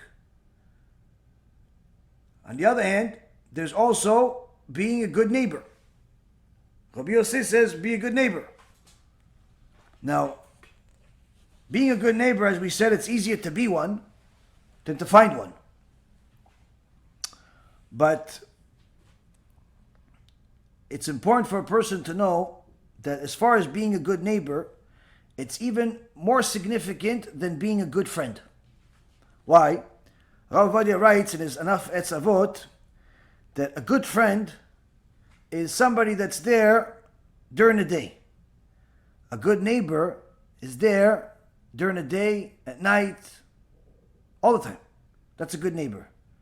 It says that the Shlomo Melech says in Proverbs chapter 27 verse 10, better a neighbor who's nearby than a brother who's far away.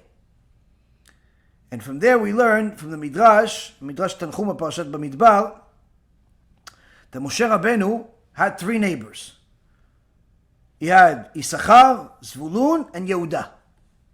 Issachar, Zvulun, the tribes of Issachar, the tribe of Zvulun, and the tribes of Yehuda.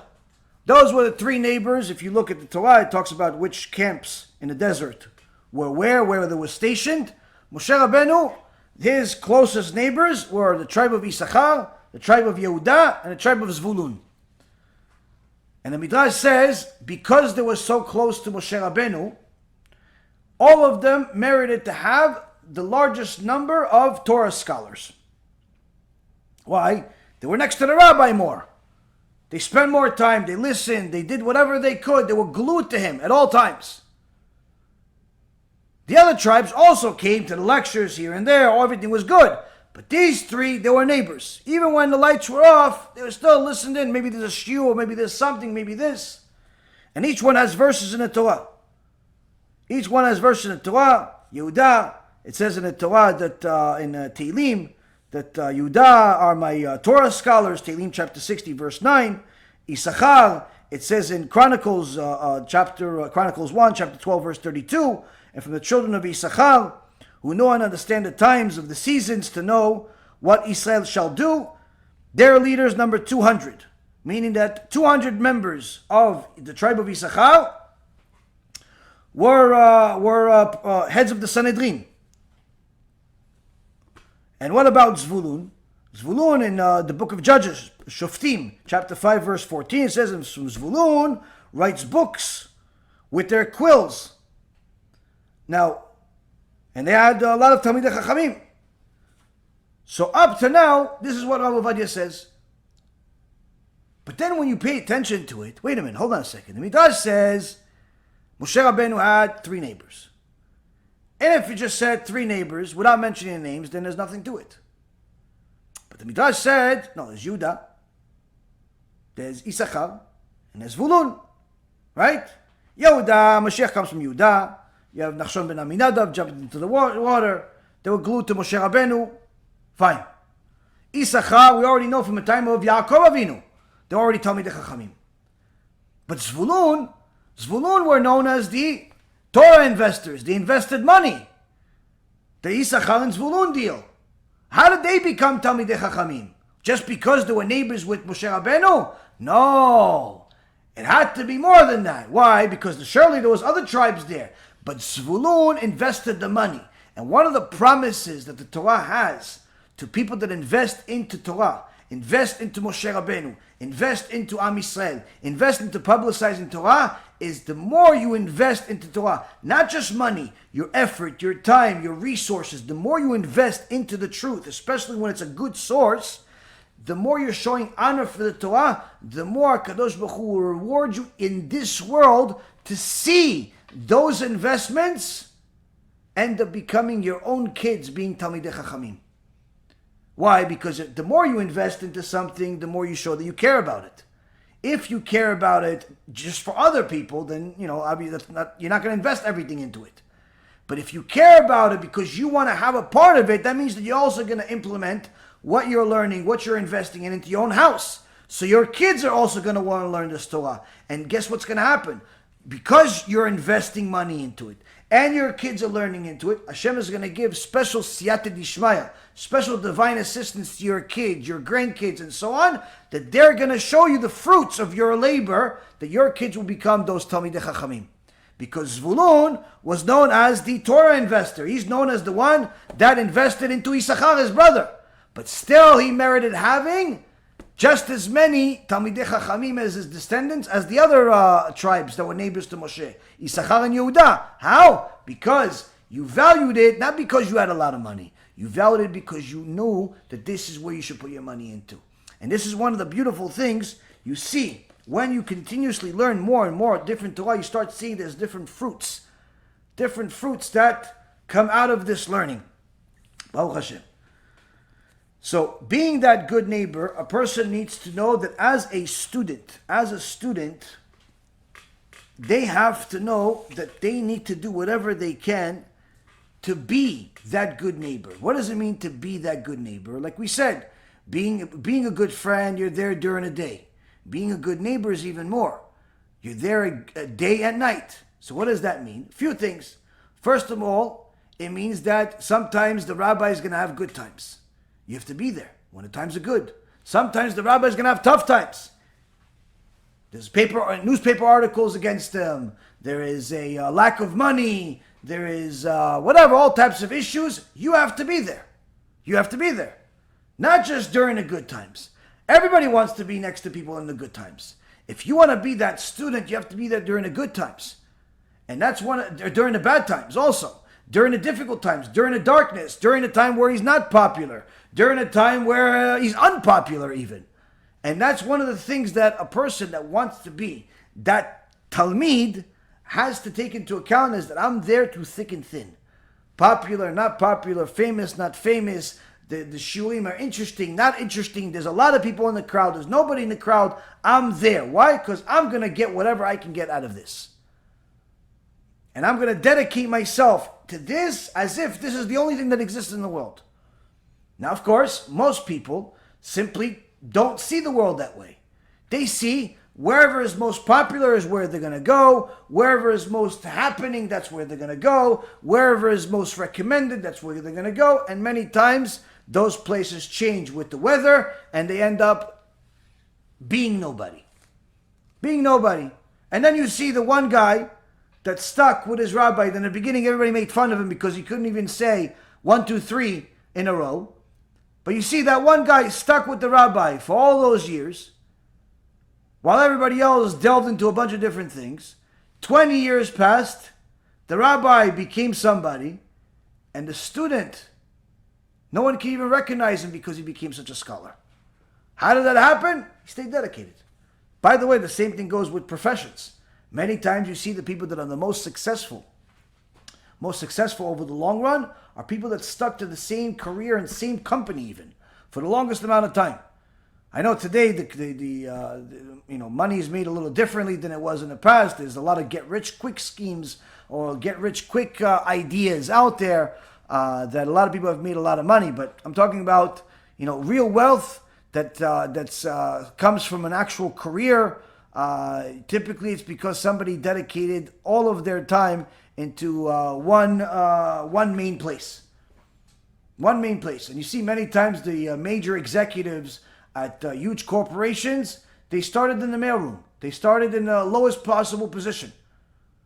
And after 20, 30, 40 years, they became the CEO. Everyone complains, oh, how could the CEO get $50 million a year? Yeah, that CEO used to make $4,000 a year. When you didn't even realize this company existed, and he stuck with it over 40 years, he deserves every penny that he gets.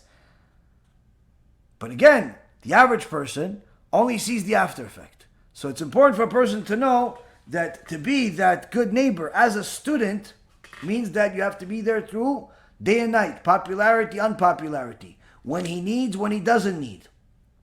And also, if you're a good neighbor, you're not looking at things just from your own perspective. You're looking at the betterment of the neighborhood. Sometimes people have a problem seeing that their rabbi succeeds, or the rabbi has a big building or a big house or a fancy car, whatever it is. Like, wait a minute, how come this rabbi has so much? Maybe I'm not going to donate to this because it seems like he's doing okay. I'm going to go donate to somewhere that's struggling. I'll go find some homeless person or somebody that's really, really in need, doesn't have anything to eat, and I'll go donate to them. It's a mistake. It's a very big mistake. Why?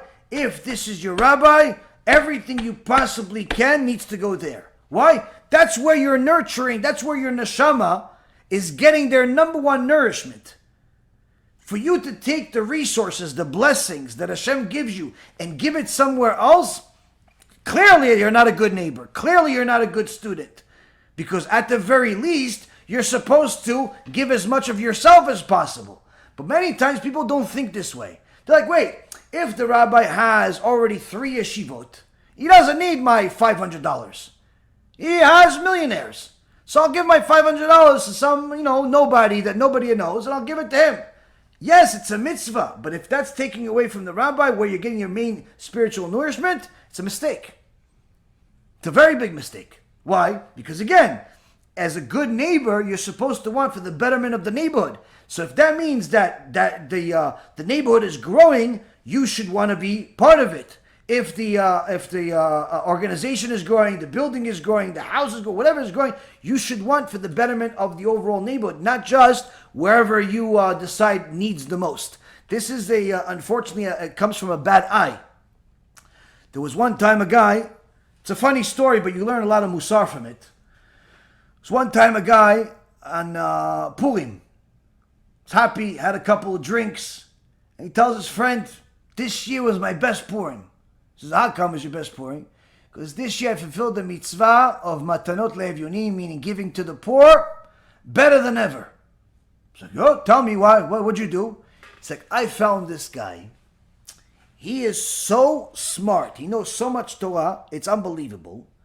He's like, okay, so how's that? No, listen. He knows a lot of Torah, but you don't understand. This guy is so poor, there's holes in his pants. His kids barely have anything to eat.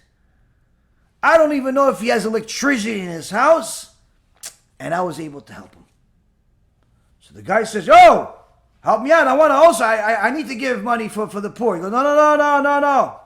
I'm keeping him that way. He goes, why? Because I want to have one for next year also. Meaning he's not going to share who this poor guy is that he helped because he wants to keep him poor. Why? So he can fulfill the mitzvah just as good next year. Obviously he's a rasha. But the point is that this is the mentality of sometimes people. They see that the rabbi is growing, the organization is growing, the yeshiva is growing, the kollel is growing, whatever is growing. They say, oh, okay, so they don't need me anymore here. I'm going to go elsewhere. Mistake. If that's your rabbi, if you're really a student, you shouldn't even think of investing anywhere else. Think even anywhere else. Why? This is where your neshama is benefiting. You owe your life to this place that's giving you the spiritual nourishment, that's going to put you in Gan Eden possibly. This is the place that you're getting everything from. For you to give the blessings that Hashem gave you to somewhere else, it's simply, it's like cheating. But again, this is not necessarily a Torah obligation. This is pure logic. But that's one of the things that the bad eye leads to. The bad eye is not looking at things from the general picture like a good neighbor. The bad eye looks at things from an individual perspective. Oh, when I started with this rabbi, all he had was $5,000 to his name. Today, he has 5 million. Today, he has 5 yeshivot. So that $200, $300, $400, $500 a month that I'm giving, $5,000 a month I'm giving, he already gets it from elsewhere. Let me go start something else, do something else with somebody else. It's a mistake. It's a mistake. Now, if you want to do it, you ask your rabbi says fine, it's one thing. But generally speaking, it's not a good idea. Why? Because again, you want to be that committed student. And that student is not going to do any elsewhere. This is the same thing that you sometimes see in companies. One of the worst things in the world to see in a company is people doing the business with somebody else. Let's say you have, let's say you sell chairs, okay? And you have people, you start a company, you and 2 other employees. Before you know it, you have 30 employees. Everybody's making good money. You sell all types of chairs. And you see that your employees, they all buy chairs, but they buy chairs from somebody else. It's the worst thing in the world to see. Why? Because you see that these people are not really committed. They're just here for the check or whatever it is, but there's something wrong here. If the chairs are bad, then obviously why are you still here? Or at the very least recommend something that we should change. But generally speaking, the more a person is committed to the company that they're with, the more they literally become an extension of the product. They sit on the chairs, they get the t-shirts, they wear the shirts home, they have the company car as their main car. They become an extension of the company. Why? Because they become it's their life. Even more so when somebody is learning Torah from a rabbi. That person, he doesn't go and check out other Batei Knesset and other yeshivot. He's allowed to. It's just not done. Why? That's my home. That's the place that's responsible for me going to heaven. That's the place that's responsible for me to know anything that I have in my head. That's the place that's responsible for my marriage, for my this, for my childhood, for everything. So a person that looks at things from that perspective solves a lot of the dilemmas that people typically have. Now again, there are certainly exceptions. There are certainly things that are done where a person can ask a rabbi, can ask his rabbi even what he can do, how he can do. But generally speaking, this is one of the things that I've known overall that is a common mistake. The other thing is when a person looks at things when a person looks at the consequence of things. If he's a rabbi and he wants to be a good rabbi, he has to look at things from a certain perspective where he has to evaluate the consequence of what he's going to say before he says it. Evaluate the consequence of the student that he accepts before he starts to teach the student. Because sometimes there are certain students that you're not allowed to teach them. Because they're considered lo agun. They're considered an unfair student.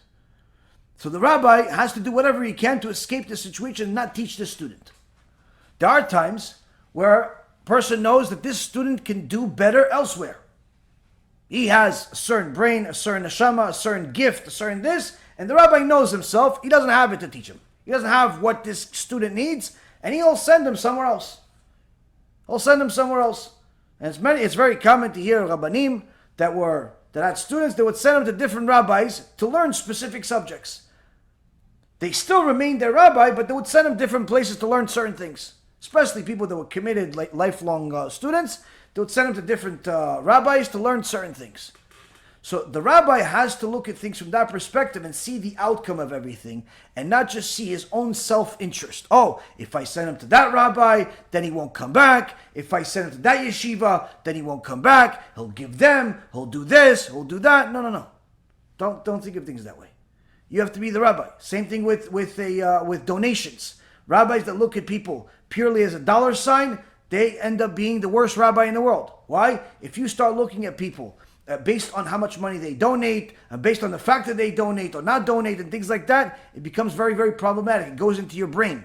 It goes into your neshama. Quite frankly, one of the things that I'm trying to eliminate altogether is knowing who donates at all. Like, I generally don't look at the donations altogether. I look at it once a month. How much is the total? What do we get? What bills we have to pay? And that's it. I go to the bank only when I need to. Go pick up mail once a week. And, the million emails that I get from donations, I generally don't even look at it. Sometimes people tell me I did donate. Quite frankly, if I could somehow remove this from my life and not know who donated, especially if they donated a lot of money, it would be much better. Why? Simply, I don't want to have it in my head, oh, this person, he donated, she donated, they donated 10,000, 20,000, 30,000 this year, but I haven't gotten a donation in a year, in a month, in a this, in a that. I don't want to think about stuff like that. I don't want to think about Torah. I really feel bad for people that they do this all the time and all day.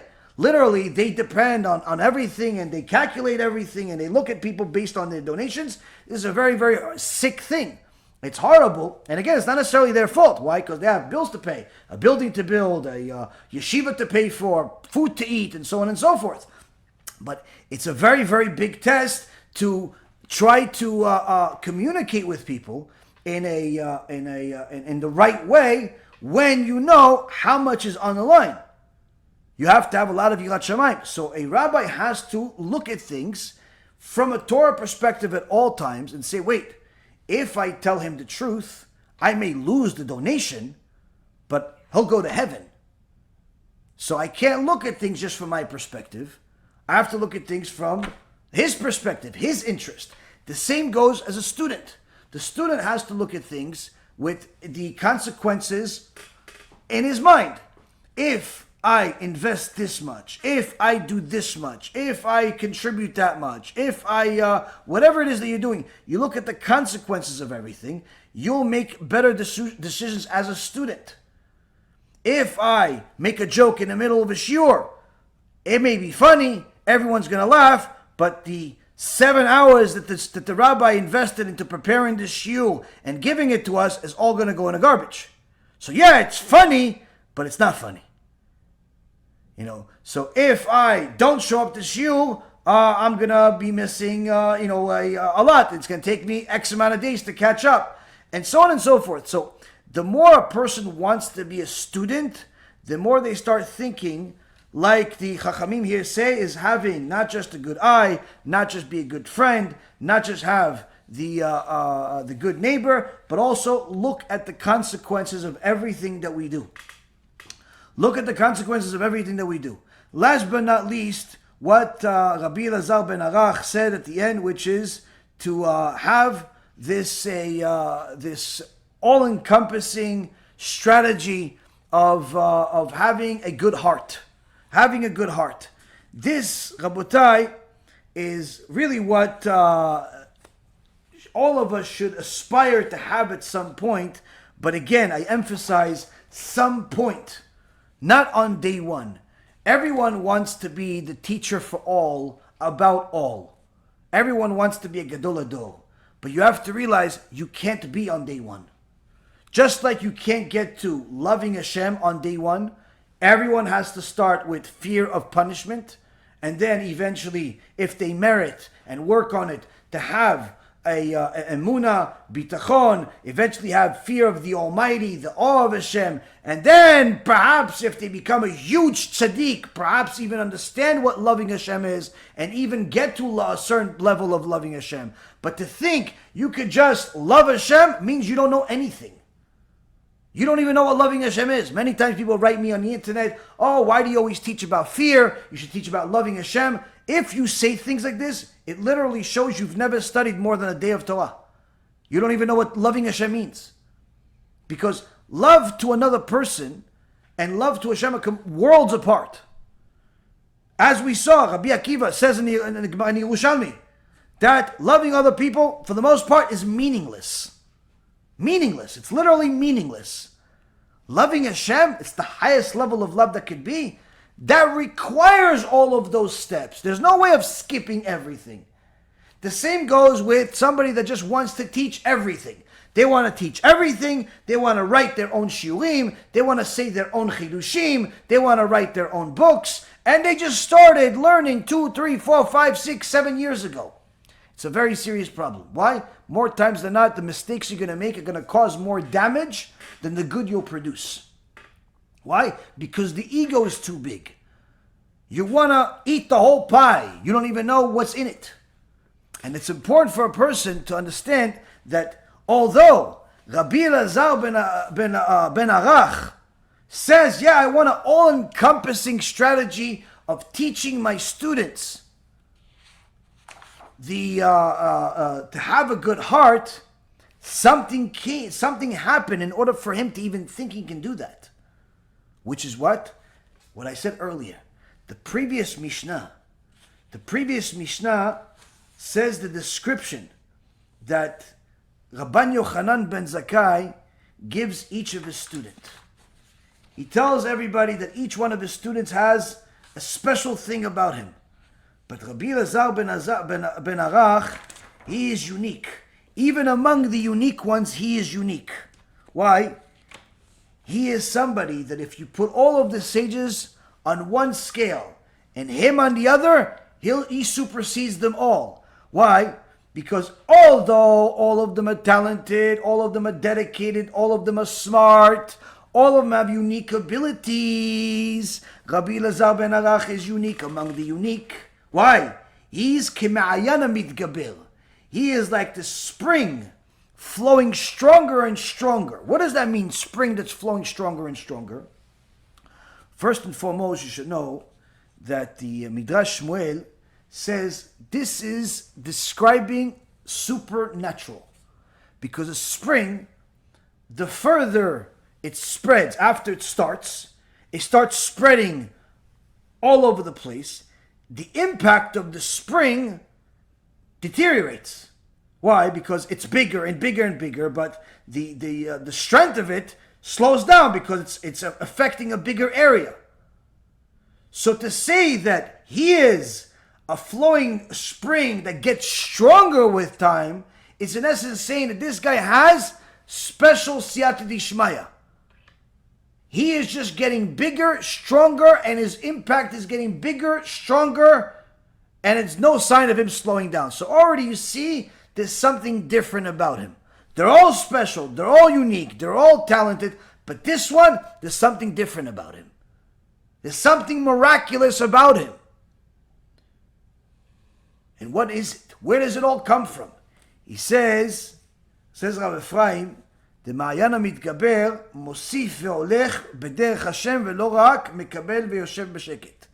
He says this Rabbi Elazar ben Arach is described as the spring that keeps flowing stronger and stronger because unlike the average person who just listens superficially or the one that's not an average person, someone that wants to be a student, he listens but applies only part of it.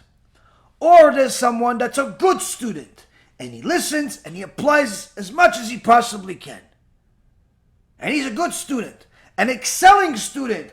He listens, applies everything possible, tries to help wherever he can. He says, no. There is Rabbi Elazar ben Arach. He not only acts like the best of best students, where he listens, he engraves it into his heart, he applies it to his life, but he's also Mosif. He's like a river. It's not enough for him what's going on. He needs more. So yeah, you said the shiur is 2 hours. Fine, I'm staying for another hour after. Okay, so the learning is what, 8 hours? Okay, I'm going to learn for another 3-4 hours after the 8. Yeah, but you already learned 8 hours. What do you need another 3 or 4? What do you mean, what do I need? I need to live. He's not content with what he gets. He needs even more, but not going elsewhere, building on the same thing. It's the same river. It's not going elsewhere. He wants to learn. You know what? He learned the shiur. He read the book. Okay, let me go back to the old shiurim. Let me read some of the sources. Let me read some of this. Let me do this. He invests more and more to go and become literally greater and greater. He becomes like a miracle. He becomes like something that it has no end. And he's not one of these people that just sits there quietly and just, yearns like, whatever he can get. Whatever I can get, that's what he gets. Again, that's not a bad thing, but you're never going to be that special person. So it all depends on where a person wants to stand in their life. Do they want to be the special student? Do they want to be the average person? Do they want to be somewhere in the middle? What do they want to be? What do they want to be? Now, many times, a person is going to be something different at different times, based on their own spiritual state. Now, a person can be very smart, very dedicated, and still have a missing link that destroys everything. Rabbi Ephraim, in his most recent sefer, Asicha Shvuit, this is one of the wonderful works that he put together into the world as a gift. And the reason why I say it's a gift, all of his books are gifts, is because this book is many of the shiurim that him and I did together, that he taught me like a little baby. All of these shiurim that we learned over the years, many of them are in this book. So like when I read this book again, it's like I'm going back 8 years ago, 9 years ago, 10 years ago, 6 years ago. All of these stories, all of these different things, beautiful stuff. So on page 45, he brings a very famous story from the Gemara. And this Gemara is also about Rabban Yochanan ben Zakkai. And the Gemara in Baba Batra, page 75, 75a, it's a very famous story that Rabbi Yochanan, not Rabban Yochanan, Rabbi Yochanan, he was teaching, and he said that at the time of Mashiach, there's going to be a lot of supernatural things happen, a lot of extraordinary things happen, more significant than what happened in Egypt with the 10 plagues and so on. But also the Bet HaMikdash is going to come down. And the Bet HaMikdash is going to have beauty unlike anything else. And anyone that learned from the Gemara Masechet Yoma or also Gemara Masechet Sukkah talks about the beauty of the Bet HaMikdash. The last chapter of Masechet Sukkah says anyone that didn't see the Bet HaMikdash that Herod built never saw a beautiful building. Anyone who didn't see what it looks like never saw a beautiful building, meaning all of the beautiful buildings in the world look ugly next to the Bet HaMikdash. And that's not even the most beautiful Bet HaMikdash. The most beautiful one was the first one. But the point being is that the beauty of the Bet HaMikdash was unbelievable. The third Bet HaMikdash is going to everything look ugly next to it. So much so that the Rabbi Yochanan says the doors, there's very famous stories about the doors of the Bet HaMikdash. Perhaps we'll say it another time so we don't go off too much. The doors of the Bet HaMikdash are each going to be a diamond. A huge diamond. Enormous diamond. A single diamond, not diamonds. Diamond. Each one is going to be an enormous diamond. Now, one of the Talmidim in the yeshiva, listening to the shiur, acted like some people that are probably listening to the shiur right now. With all due respect, doubtful. A diamond, the size 40 feet high, 10 feet wide. Nah, if you find a diamond the size of an egg, you're the richest man in the world. 40 feet? No, come on. It's a parable. It's a parable. It's he's trying to teach you something. That doesn't really mean that. Now, if it was just somebody today saying that, it wouldn't be a surprise.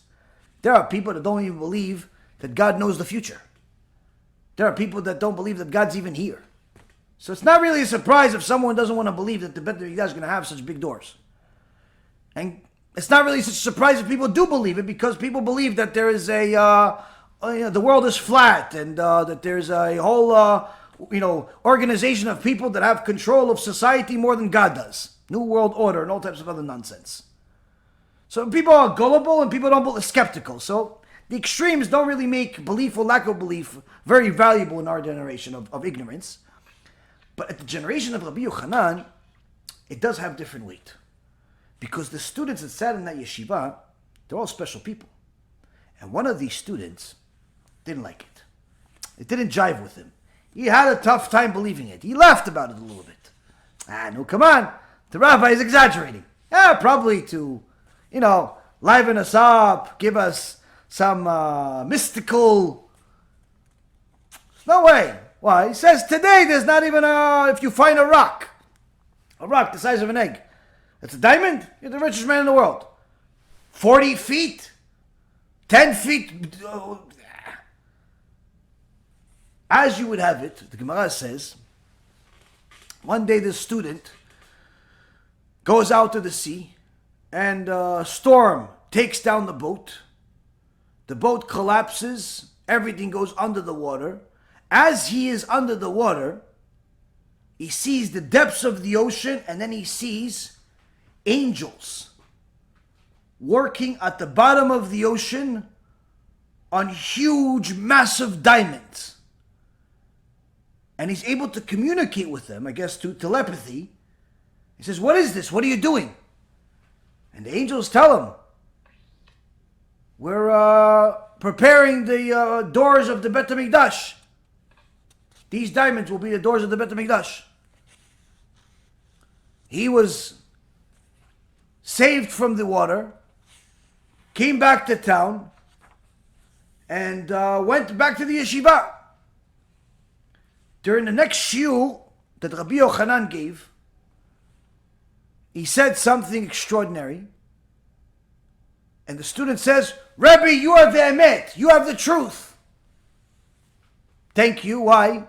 Where does this come from?"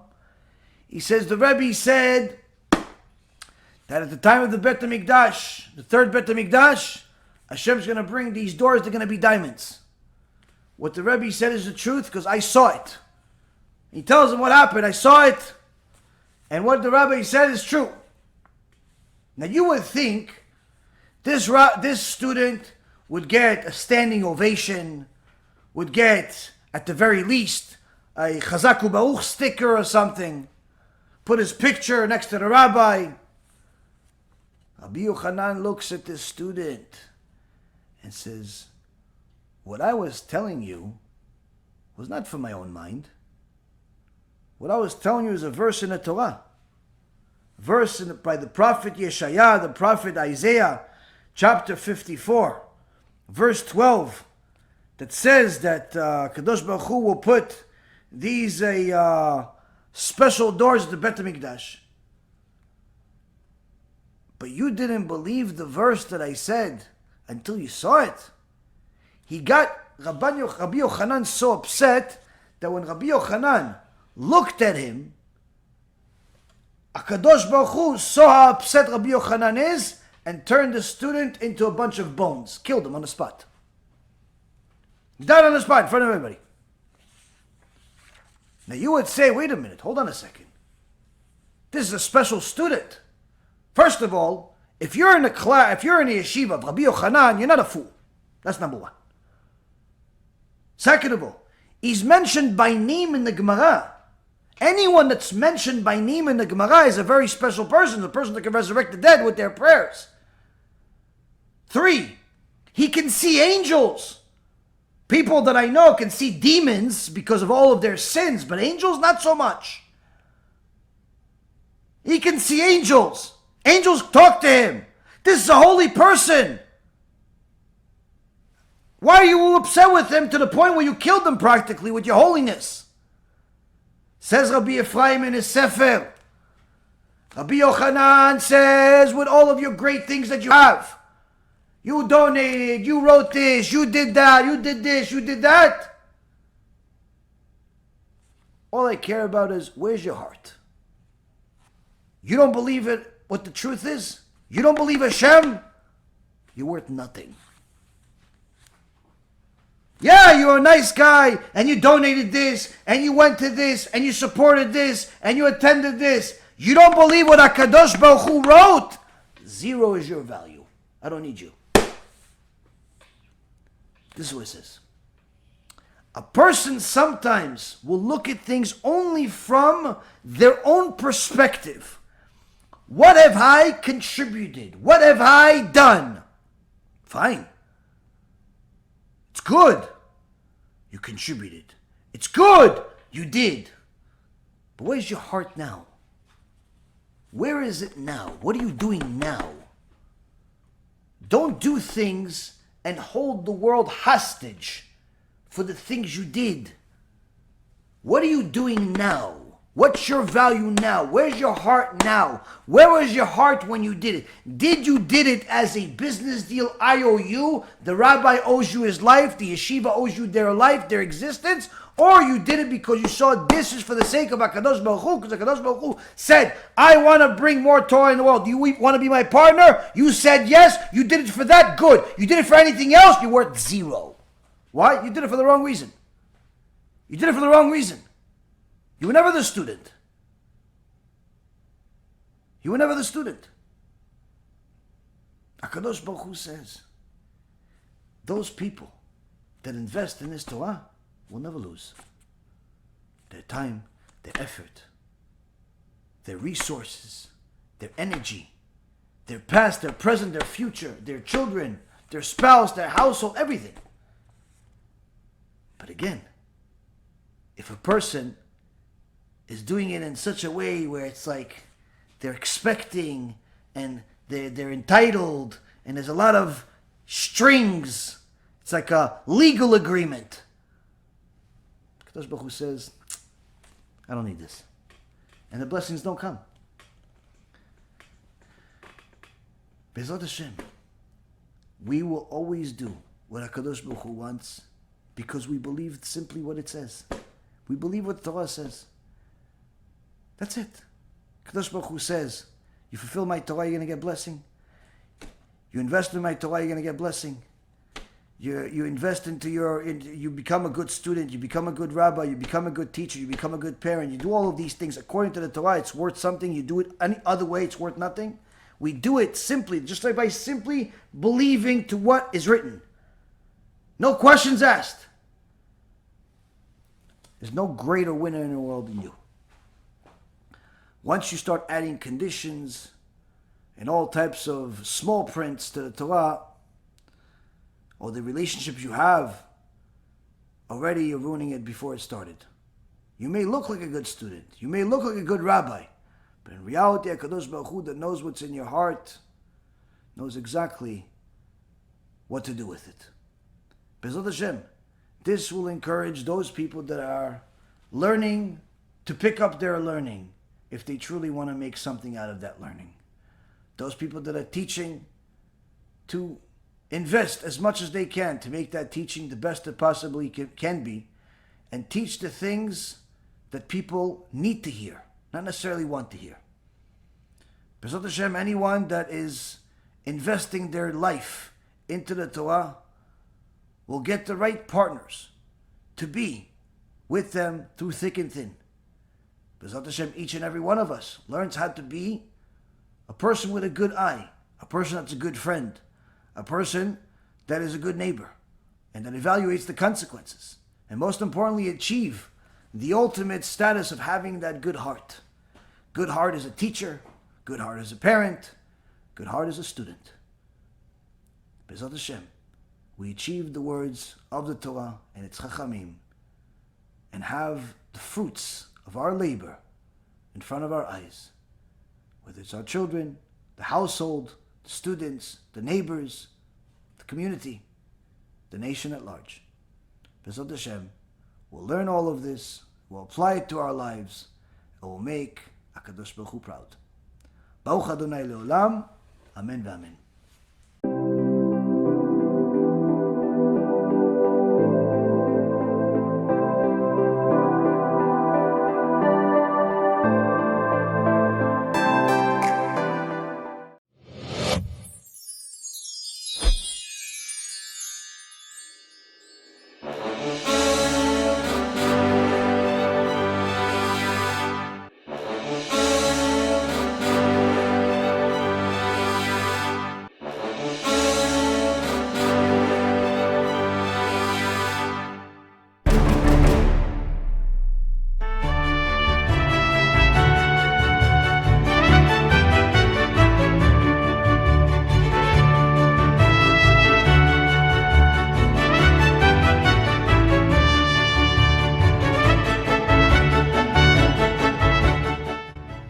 Shalom v'chai everybody. Very happy to announce a major event coming up in Eretz Yisrael. This event is going to be unlike any other we've done as an organization. Last year we had a group of young guys that completed the entire Shas Bavli and the Mishnayot in a single year. This year, we're going to have the entire foundation of the oral Torah completed in a single night by our own dear Ephraim and other Talmidim of the organization. In a single night, we'll have the completion of the Shas Bavli, Shas Mishnayot, the Zohar Kadosh, Zohar Chadash, Tikkunei Zohar, and the Shulchan Aruch. Years and years of toil, lots of effort is coming to fruition, and in a single night, all of it will be completed to sanctify Kadosh Baruch Hu's name. This is going to be a night where many Rabbanim, many Tzaddikim will be joining us at this event. There'll be hundreds and hundreds of people at the event in Eretz Yisrael, including the Rishon LeZion, Rabbi Yitzchak Yosef, of course, our own very dear Rabbi Ephraim Kachlon. I myself will also be joining, coming to Eretz Yisrael for the first time in many years, to join this monumental event, this monumental Kiddush Hashem, in order to sanctify Kadosh Baruch Hu's name, to show him how much we love his Torah, how dedicated we are to his Torah, and to be able to, BeEzrat Hashem, give chizuk to Am Yisrael in another way. BeEzrat Hashem, ארגון BeEzrat Hashem, מתעתד לעשות כנס גדול, שם יהיה סיום על עיקרי התורה שבעל פה, שזה סיום כל התלמוד בבלי, סיום כל השישה סדרי משנה, סיום כל הזוהר הקדוש ותיקוני הזוהר, וסיום כל השולחן ערוך. בדרך כלל לוקח זמן כדי לסיים את כל הספרים הללו, 30 שנה, 40 שנה, ובסייעתא דשמיא הארגון בעזרת השם עושה את הכנס לכל כלל ישראל. כולם מוזמנים. We're looking forward for this event. We're also looking forward to seeing some of you that are going to be joining us. There are going to be some sponsorship opportunities for anyone that wants to be able to be a part of it. And of course, there'll be a opportunity for any of you that want to join us, one way or the other. Last but not least, there will also be a raffle that we'll be announcing very soon for anyone that wants to join the raffle and also be able to do KIRUV at the same time. The winner of the raffle will win a flight ticket to Eretz Yisrael and be able to join us at the event. So please look out for more news. Looking forward to seeing you at this event. And BeEzrat Hashem, Naaseh v'Natzliach.